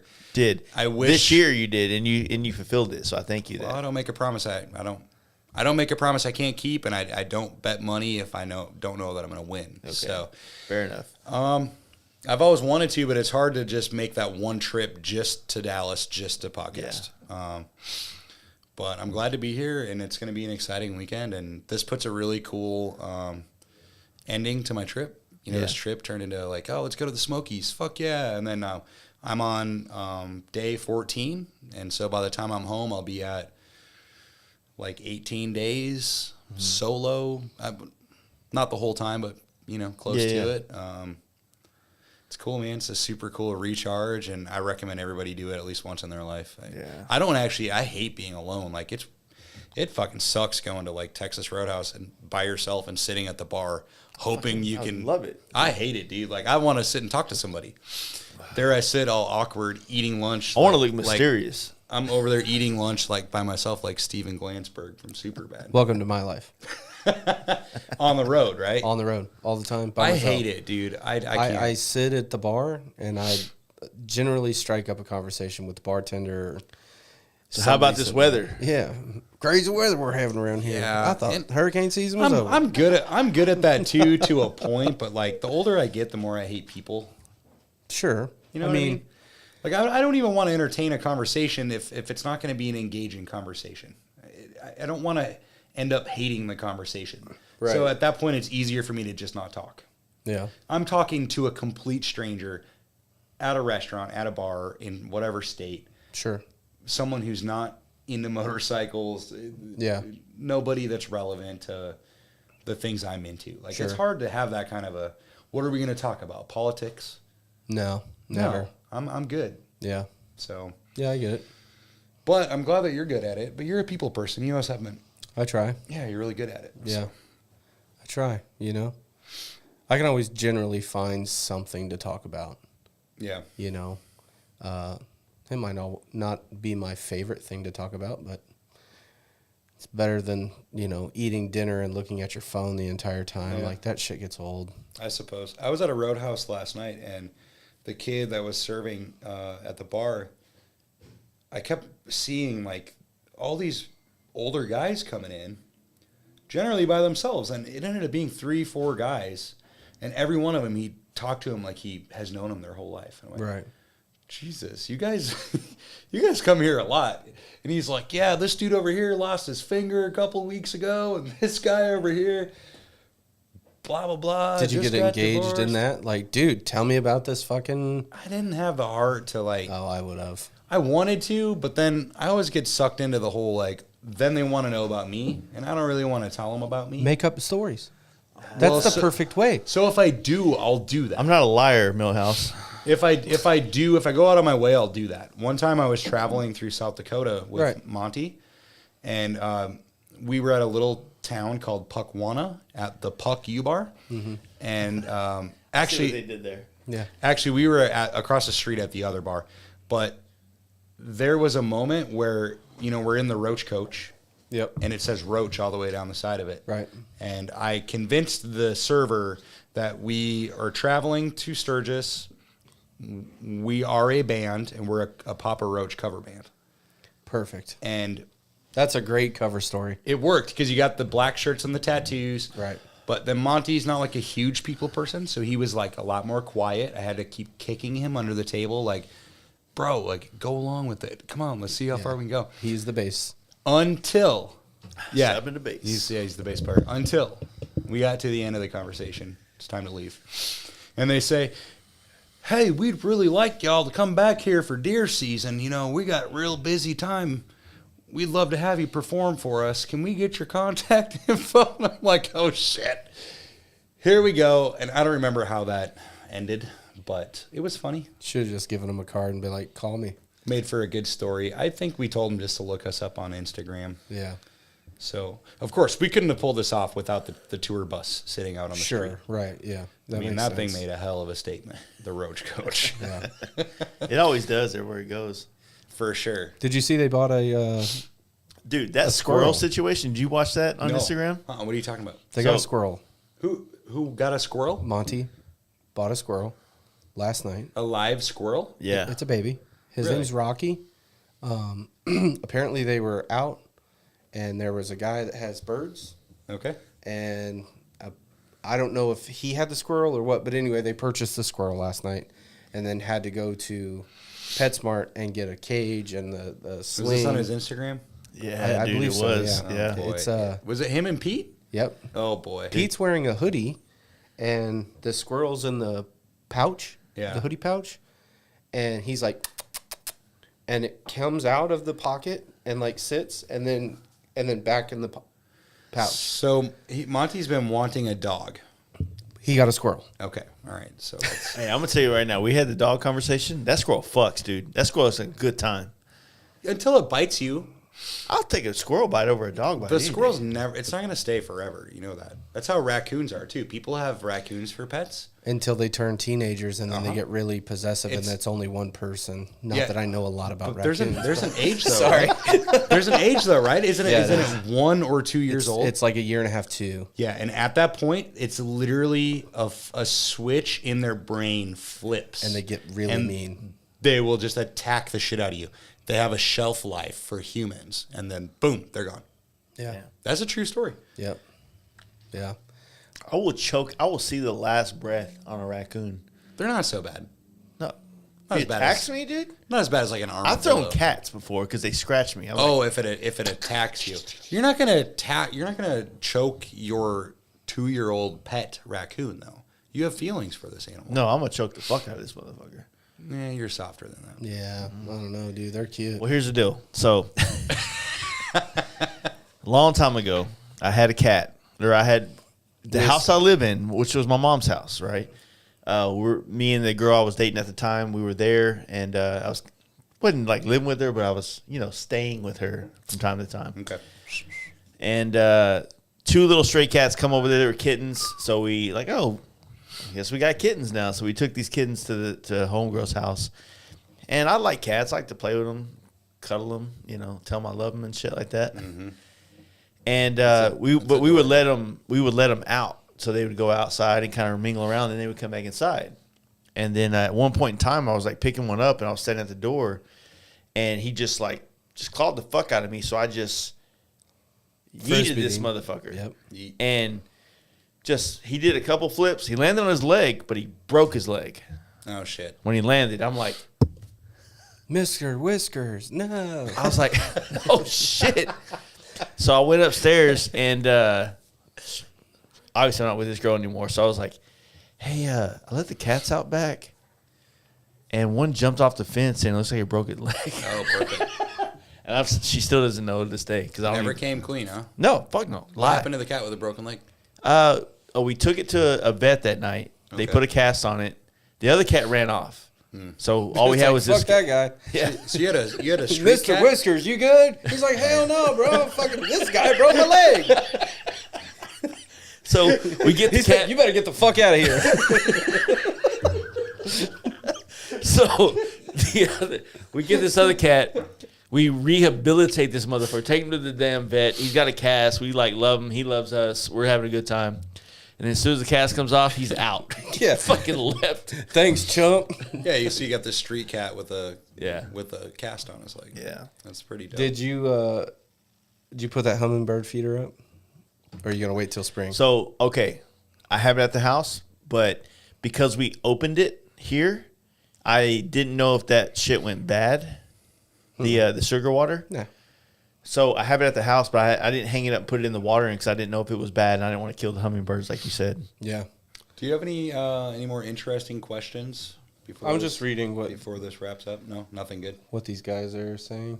Nope. Just hummingbirds. Yeah, just hummingbirds. It's hard to imagine anybody's watching this at this point. Oh, there's 50 people. Okay. 50 people. So everybody says what's up. Hey, what's up? See you Chris Born Free. Myers City Morgue Cycles Oh, he's a St. Louis boy. says Kyle's board collection is killer. All his Jason Jesse stuff is cool. So I have a line for Jason Jesse now with through me. with doing a podcast with him through Yaniv from Power Plant. Okay. So we've talked a couple weeks ago, and he's like, "Yeah, I'll put you in line with him because I guess they're good friends." And Good shit. luck with that. He's a wild one. Hey. He's a wild one. That would be a very interesting one. That dude's all over the place. So, but yeah, he got me hooked up with a board of his that he had personally, Yep, I saw that. and he brought me the issue of The Horse, which is what it's a chopper magazine, which is what got Jason Jesse canceled in society, basically. That particular write up. Yeah, he had an interview from the early 2000s where he was in his 20s acting a fool, saying some things. And somebody found it like 15 years later. Actually, So around 15 You got years me later. too'd, basically. Yeah, they were like, "Oh, you said the N word and you said fag, so you're canceled." Every sponsor dropped him. Seriously? Yeah, dude. Santa Cruz, Converse, Brixton, fucking. I can keep going. Like he got straight up canceled, and so now his shit is even more valuable than it's ever been because his OG stuff is never gonna. They'll never reproduce it. They'll never do reissues on it. And how many Has he how bounced many- back at all? Has he bounced back? It seems like he's struggled a bit. Just trying to believe in himself and like make money. You know, he's been sponsored his whole life, so Yeah. he now has to be somewhat more of a normal human being as much as that's possible. Good buddy of mine in Cali, his name's Carlos. He's been helping out Jason, like going to his house, helping him sell boards from his personal collection. I've been fortunate to get a few of those straight from Jason Jesse. He'll hand sign them to me, like with my name and my shop name on it and shit. Super Yeah. cool. How many do you have? Of Jason Jesse boards, I honestly don't know. It's a lot. Like No, I there's a lot know. of different We collections. Yeah. went through your collection. I don't know that I've counted, but I know that it's over 100. Yeah. Or it's close to it. I have almost every single one he's ever done, except, and this is going to get nerdy, but except for his Neptune board and his Sun God board. And those were like, those came out earlier than when I skateboarded, so they were just ahead of my time. I wasn't, they never really spoke to me, so I never started collecting them.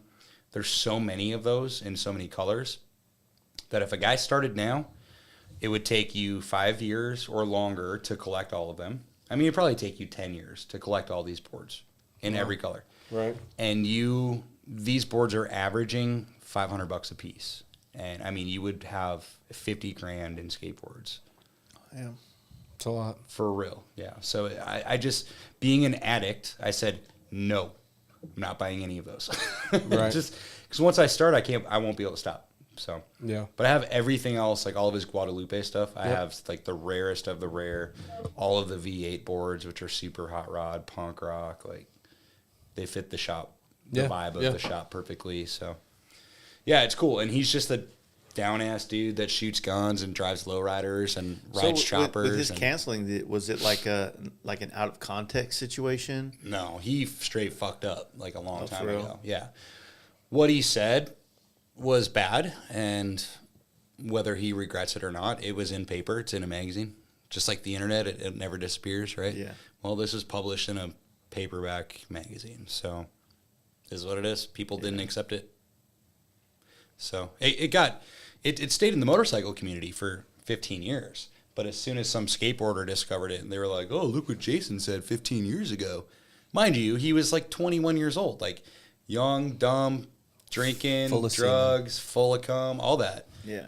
He probably regrets some of the shit that he did back then, but you can't take it back. And Yeah. unfortunately, it changed his life forever. So That sucks, man. yeah, I've been fortunate to like talk to him on the phone a couple times, and then it's really strange how it's worked out, but it's been really cool. I think cool he has a journey. weed thing going now, right? Not that I know of. No. He gave Jaden Dragon some Jesse weed. Okay. I mean, it might be a side hustle. I'm not aware of Yeah. it. If it is, he doesn't talk about it on social media. I Yeah. can tell you that. So he's been sharing some of my posts and shit lately. Oh, just yeah. like every time it happens, I'm just like fangirl. Do you have somebody in the industry, whether it's skateboard or motorcycle, that you hope to meet? And why would you hope to meet them or have any kind of connection or conversation with them? I don't know. That's a tough one. That's like one of those. What's your favorite food? What's your favorite color? Yeah. Never really thought about it that way. I don't really think that there is. Not really. I don't know. I just take it, like I said, a day at a time. So Well, if you do this, like, right, a conversation, hanging out, not like hey, I'm your biggest fan, like Yeah. nerd out, but like a fly on the wall, a hangout, a garage conversation around, a glass of whiskey kind of thing. Like, who would you want to talk to? In the skateboard world and the motorcycle world. Let me make it harder. both of them. Yeah. Oh God.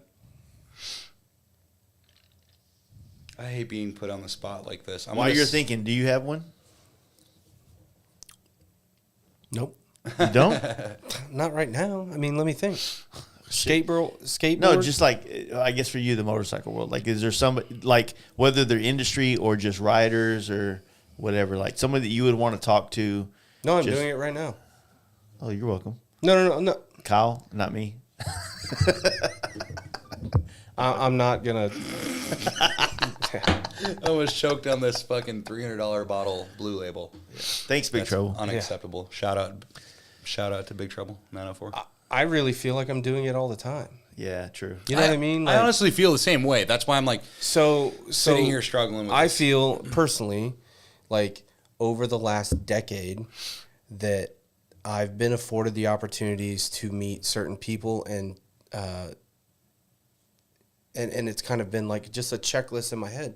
The coolest dude that I've met this year has nothing to do with motorcycling, and he's a chef that I watch on TV all the time. Yeah, you told me about that. Like that was the coolest thing, you know? And he's a super down-to-earth cat.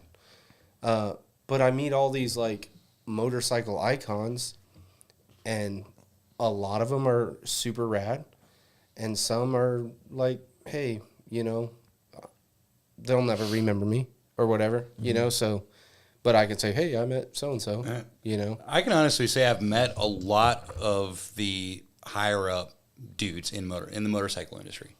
I'm not going to say that I've gotten to become close friends with them, but I've spoken with many of them. Yeah. I don't put anyone in the motorcycle industry on a pedestal like that. There's no way for me to be like, if I could just sit and talk with this one dude. Like, I've never really thought that way. I just appreciate the experiences that I've had in the past, and then whatever comes in the future, I appreciate the hell out of as well. So, like, I feel like if I had to, like, gun to my head, I would say, like, sitting and talking to Jesse James would be super fucking cool. Yeah. But this may seem, this will be weird and kind of fangirlish, but to answer your question, skateboarder and motorcycle, I would say Yellow Wolf would be fucking sick. I know you've met him before. I've not. Huge fan of his music. We talked about that last night. Yeah, I'm a huge fan of his music. I know Millhouse knows him, but he's a skateboarder. He rides motorcycles. That dude's forever fucking rad as well. Like, even though he goes through his weird Hollywood, the way he dresses, all that stuff, like, it's weird to me, but he does what the fuck he wants to do. And I can relate a lot to a dude like that, like, comes from nothing and just is passionate and just believes in himself. And even though there's a lot of other things like I could say about him specifically, but I think that would be cool just to hang out with a dude like that, you know? Yeah, I became better friends with some of his entourage. Yeah. When we hung out. Like Josh? Clever? Yeah, Josh. Well, Josh, not as much, but another homie, and it's been a long time since we talked. He had a wreck a couple years ago. Lives right at the Kentucky border. If you're going to say it. But we haven't talked in a while. But we were talking a lot after that podcast, because that was 2019 when it happened, or that hangout, that ride together. Right. And I became friends with these guys, and I didn't want to put them in that position and be like, hey, man, do you think you do my podcast? Right. You know what I mean? Yeah.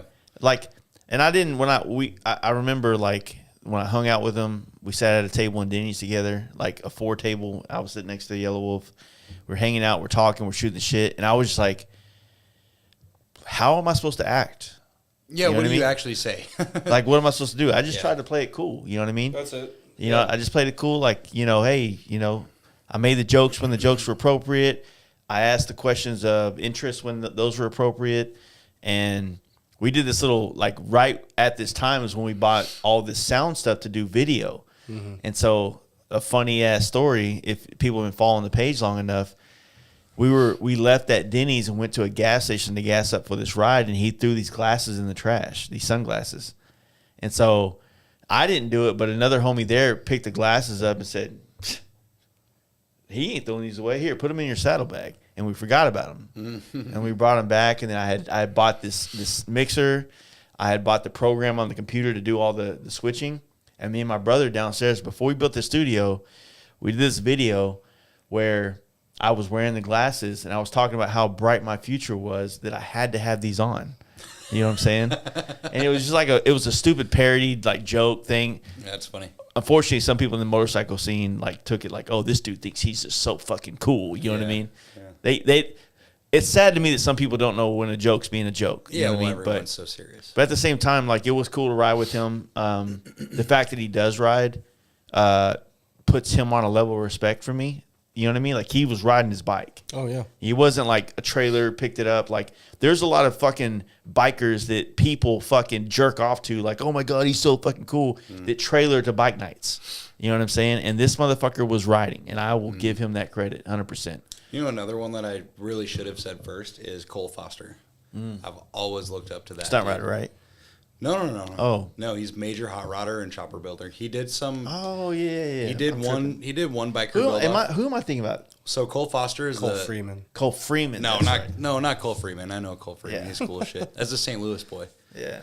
No, Cole Foster is the Selena boys. Yeah. Just the sickest style known to man. Like the way he builds cars and motorcycles.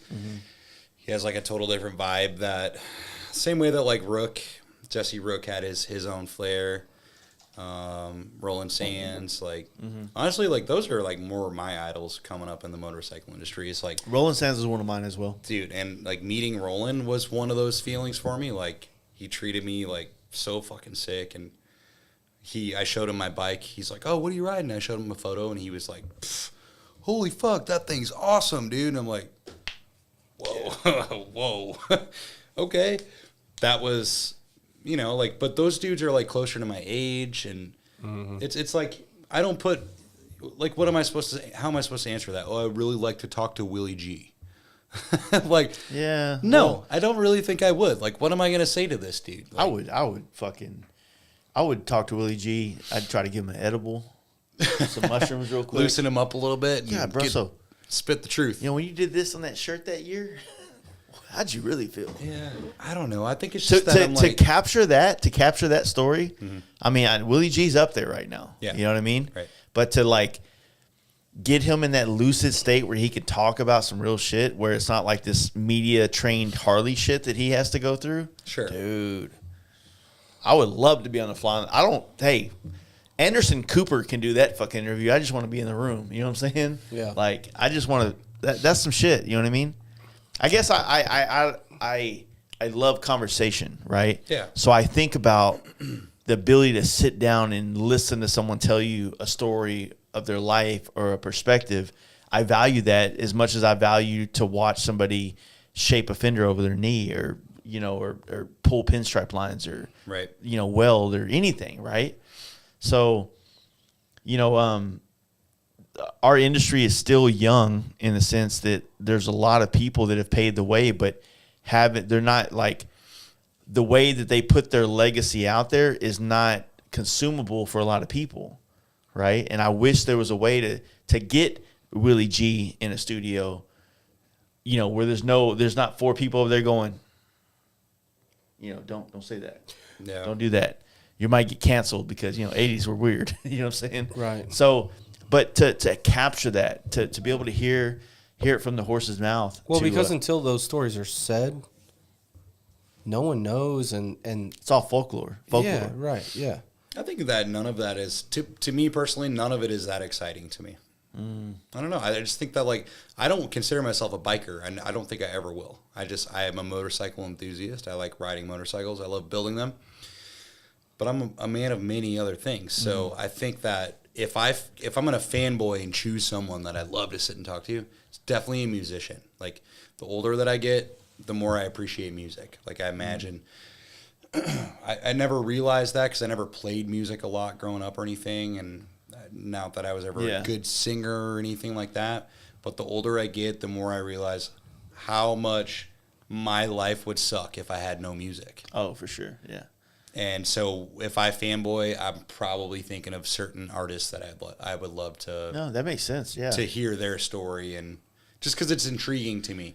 When I think of motorcycle guys, I think that, who knows, someday I could be a Willie G of some sort. You know what I mean? Like, not that famous, but like, how did he get chosen for his vision? right? Like, what made his vision so special? Because he was born into the Harley. Okay, well, His last name's Davidson. rightfully so. There probably should have been someone else that could have done his job and maybe even done it better. Who knows? Yeah, for sure. I feel like you either have talent or you don't have talent. Yeah. Right? Some people get luckier than others. We talked about this earlier, like the magazine stuff, giving it better exposure because it was the only way to get your name out there. Yeah. Now everyone's famous on the internet. Yeah. So maybe that's changed my perception. You know, like. Yeah, what we were talking about earlier is the fact that, like, we're all on a level playing field. we are. And think about it this way. I started an Instagram account 3 years ago. 3 years that's my investment so far. And I post like once every other day, you know, like I'm not that engaging. I barely post riding videos. Like I don't have fancy filming equipment. I'm just winging it every single day. And I'm doing pretty good, you know, like as far as Instagram's concerned. But I'm also setting myself up for the future of not having to rely on the internet because technology is fucking stupid. You know, like I don't want to have to rely on that. You had some good points, and I don't, you know, I'm not going to. The good points were like, you don't want your whole existence to live and die on a social media platform. Dude, we're not in control of that shit. Yeah. And as soon as they decide to turn it off, guess what? That's over. Yeah. We've seen different things come and go, fads and trends and apps and shit like that. Yeah. You know, remember Clubhouse? Were you doing Clubhouse with us? I skipped it completely. Dude, that was fun. I had fun on there. I'd drink whiskey, get fucked up, talk shit. I thought about it because you were talking with like some big name guys on there, right? Like Yaffe was. I mean, we'd be in a room on Clubhouse. It'd be Yaffe, it'd be Brian Clock, it'd be fucking like just all these dudes in there, and we'd all be like, "Look, Brian, you're absolutely horseshit on that." Like, so we were just talking shit to each other, but it's like a normal conversation. It felt like you were in a garage just hanging out, talking motorcycles. You know. Why did that fall off so fast? Other platforms started creating ways to do that so that you didn't have to leave their platform to go do it on theirs. Like Instagram did some shit, Facebook did some shit, but it never stuck. And then it just kind of got, I don't know. I did enjoy it. It was fun. It was fun for a while, but I don't know. We should bring it back. I don't know. But what you were saying though, like,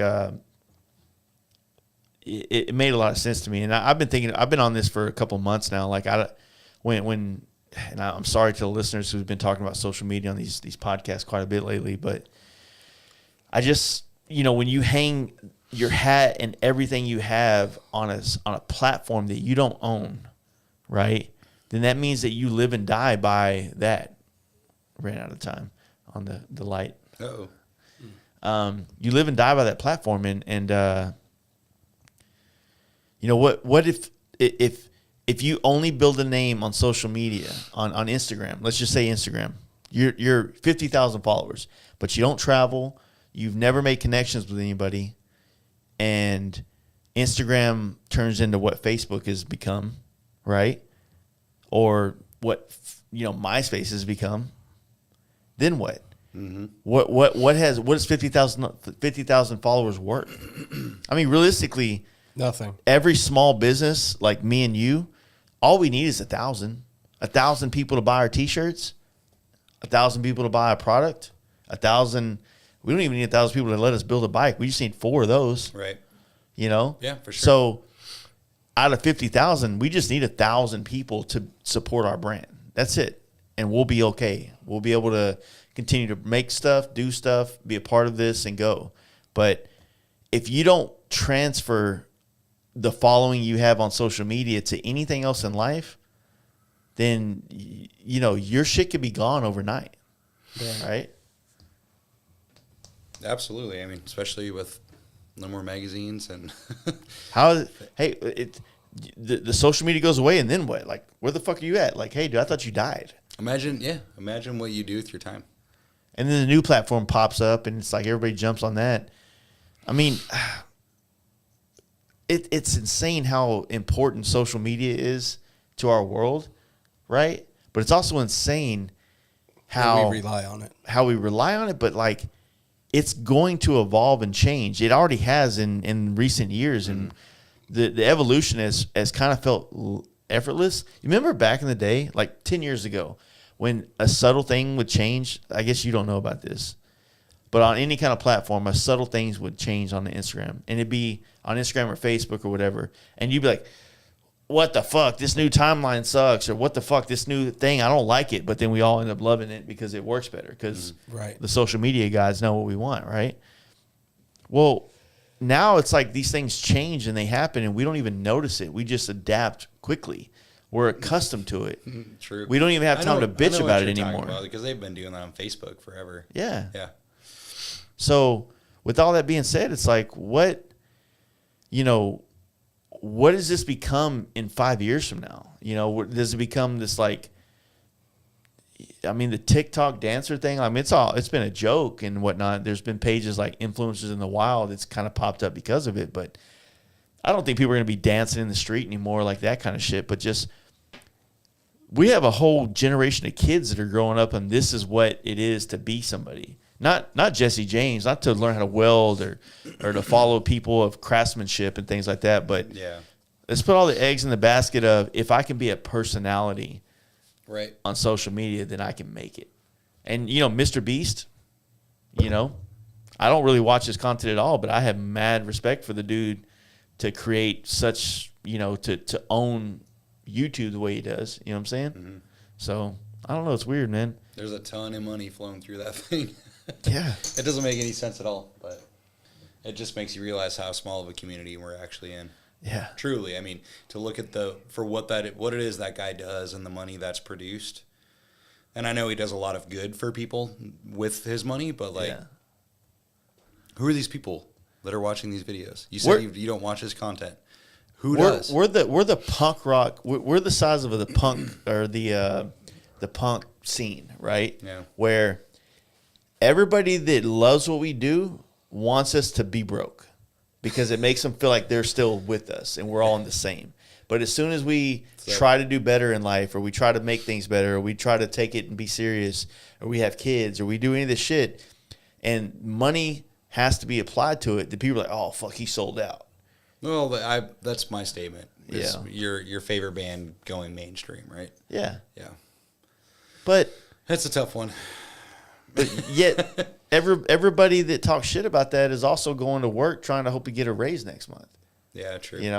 So it's like, it blows my mind where we have an industry full of people that have no problem buying a Dixon flannel every time they drop. They have think about it. These are $60 flannels and sometimes 3 or 4 drops a month, and dudes have no problem spending $200 a month on a shirt that every fucking buddy else has, right? Mm-hmm. But don't want to support anything else, right? Well, you got to look good, homie. I guess.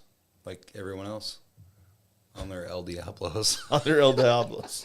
It wouldn't be a podcast if I didn't talk a little bit of shit. Do you think they'll have an El Diablo flannel coming out here pretty soon? Oh, yeah, for sure. For sure. Is there a pre-party dinner meetup tomorrow? I wish there was. Absolutely not. I wish there was, but unfortunately. A question by one of your viewers. I don't think so. Okay. I think you're having dinner. You should invite him. Nope. Yeah. You didn't invite me. Can I go with you? That's not my dinner. Shoot. I'm going to In-N-Out tomorrow. Fuck y'all. Oh, my God. What a fucking goddamn it. Where am I supposed to go? Whataburger? Yeah. Texas. I can get Whataburger anywhere. Come on now. No, you can't. Yeah, you can. That's true. You I'm can't. just talking shit. I think In-N-Out's in more state than Whataburger is. So the last time I was here was like, I don't know how long. It was 6-7 years ago in Dallas. And there was one In-N-Out. Just one. Maybe 2. I put it in Google Maps today, and there's like fucking 30 of them now. Yeah. I don't eat any of them. Okay. What about if you're... What was that text you sent him last night? It was a good one. Yeah, it was. Let me see. What if you're on the West Coast? You still won't go to In-N-Out? No, I still won't. No In-N-Out. Okay. What about you? Oh, yeah. I mean, I'll eat it. Yeah. I don't like their fries. They're fucking gross. He said... Shoestrings are gross. stupid. There's an In-N-Out 20 minutes from you. How often do you go there? I said, never, motherfucker. Never, motherfucker. That's what he said. He said, that's so Texas of you. I said, damn straight. He said, I said, I can take you to some Mexican. I go, I'm not against that either. He said, I'm mostly excited just to park my bike in your shop, which you did today. True story. I got proof. It's on my phone. And I just said, it's much less disrespectful. LOL. So for him to park his Indian in my shop is much less disrespectful Then going to going in and out in Texas. Baby steps. He sat on my bike one time. I have a photo of it. Okay. He allowed me to park it in his shop. Next up, he's gonna ride it. He's going to ride it tomorrow. Fuck yeah. Well, nah. We'll have him ride it on Friday Okay. on the way to the camp. What if I ride your Challenger to the pre-party tomorrow and you ride my Road Glide? Let's go. I'll do that. Okay. Can you touch the ground on it? Probably not. He can barely touch the ground. I can barely touch the ground on my bike. It's stock. Well, the good news is you know a good painter. So if you I know took it a over, good painter. It's not me. yeah, call up the Pollinator. Yeah, I'm gonna get Poland. Hey, dude. Here's the deal. I dropped Kyle's bike. How do you feel about advertising on the podcast? It's fine. It's got a rock chip. Brandon Pryor said you're wearing him down. Wearing him down. Yeah, you're wearing Jace down. Onto a Challenger? On the Indian shit. Oh, yeah. Brandon Pryor is absolutely incorrect on that. It's never going to happen. No, I have no. My next bike is probably gonna be a Lowrider S. Yeah. Not an ST, but an S.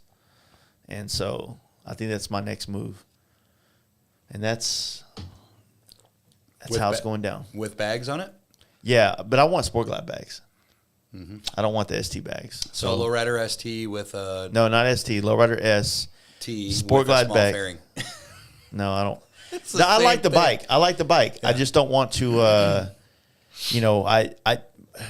Buy a Lowrider ST, sell the fairing off of it, put the fairing that you want to put on it. Good to go. Yeah, but I'm going to have to finance certain amounts of this money. I'm only going to have so much to put down, so I'm going to have to finance it. And I'd rather have the money put down and maybe finance something around 10 or 11 grand versus 15 grand because I got the ST. Have you been seeing the Sport Glide saddlebags pop up for sale? Not 100%, but I feel like I can find it. The only difference is the back bag. And the rail. Different. Yeah, so the back bag mounts at a different spot. And the rail. It's a total different rail, too. The saddlebag rail? Mm-hmm. Yep. Okay, I didn't notice that. Yep. I already did it on a 21 Lowrider S. Yeah. So the difference between the Sport Glide and the ST bags is the Sport Glide bags, the top of them flow on the top of the fender. Mm-hmm. And so to me, it looks better. And they said they raised them for ground clearance, but it's never been an issue for anybody I've known. Yeah. That's rode a Sport it looks Glide. a lot sicker. So What, higher? yeah, I think so. I don't like it. You don't? No, because Okay. it creates a gap between the height of the bag and the rear fender. It's like it's higher everywhere. Maybe they did that to make up for the size difference in the two saddlebags. Yeah, I don't know. A height thing.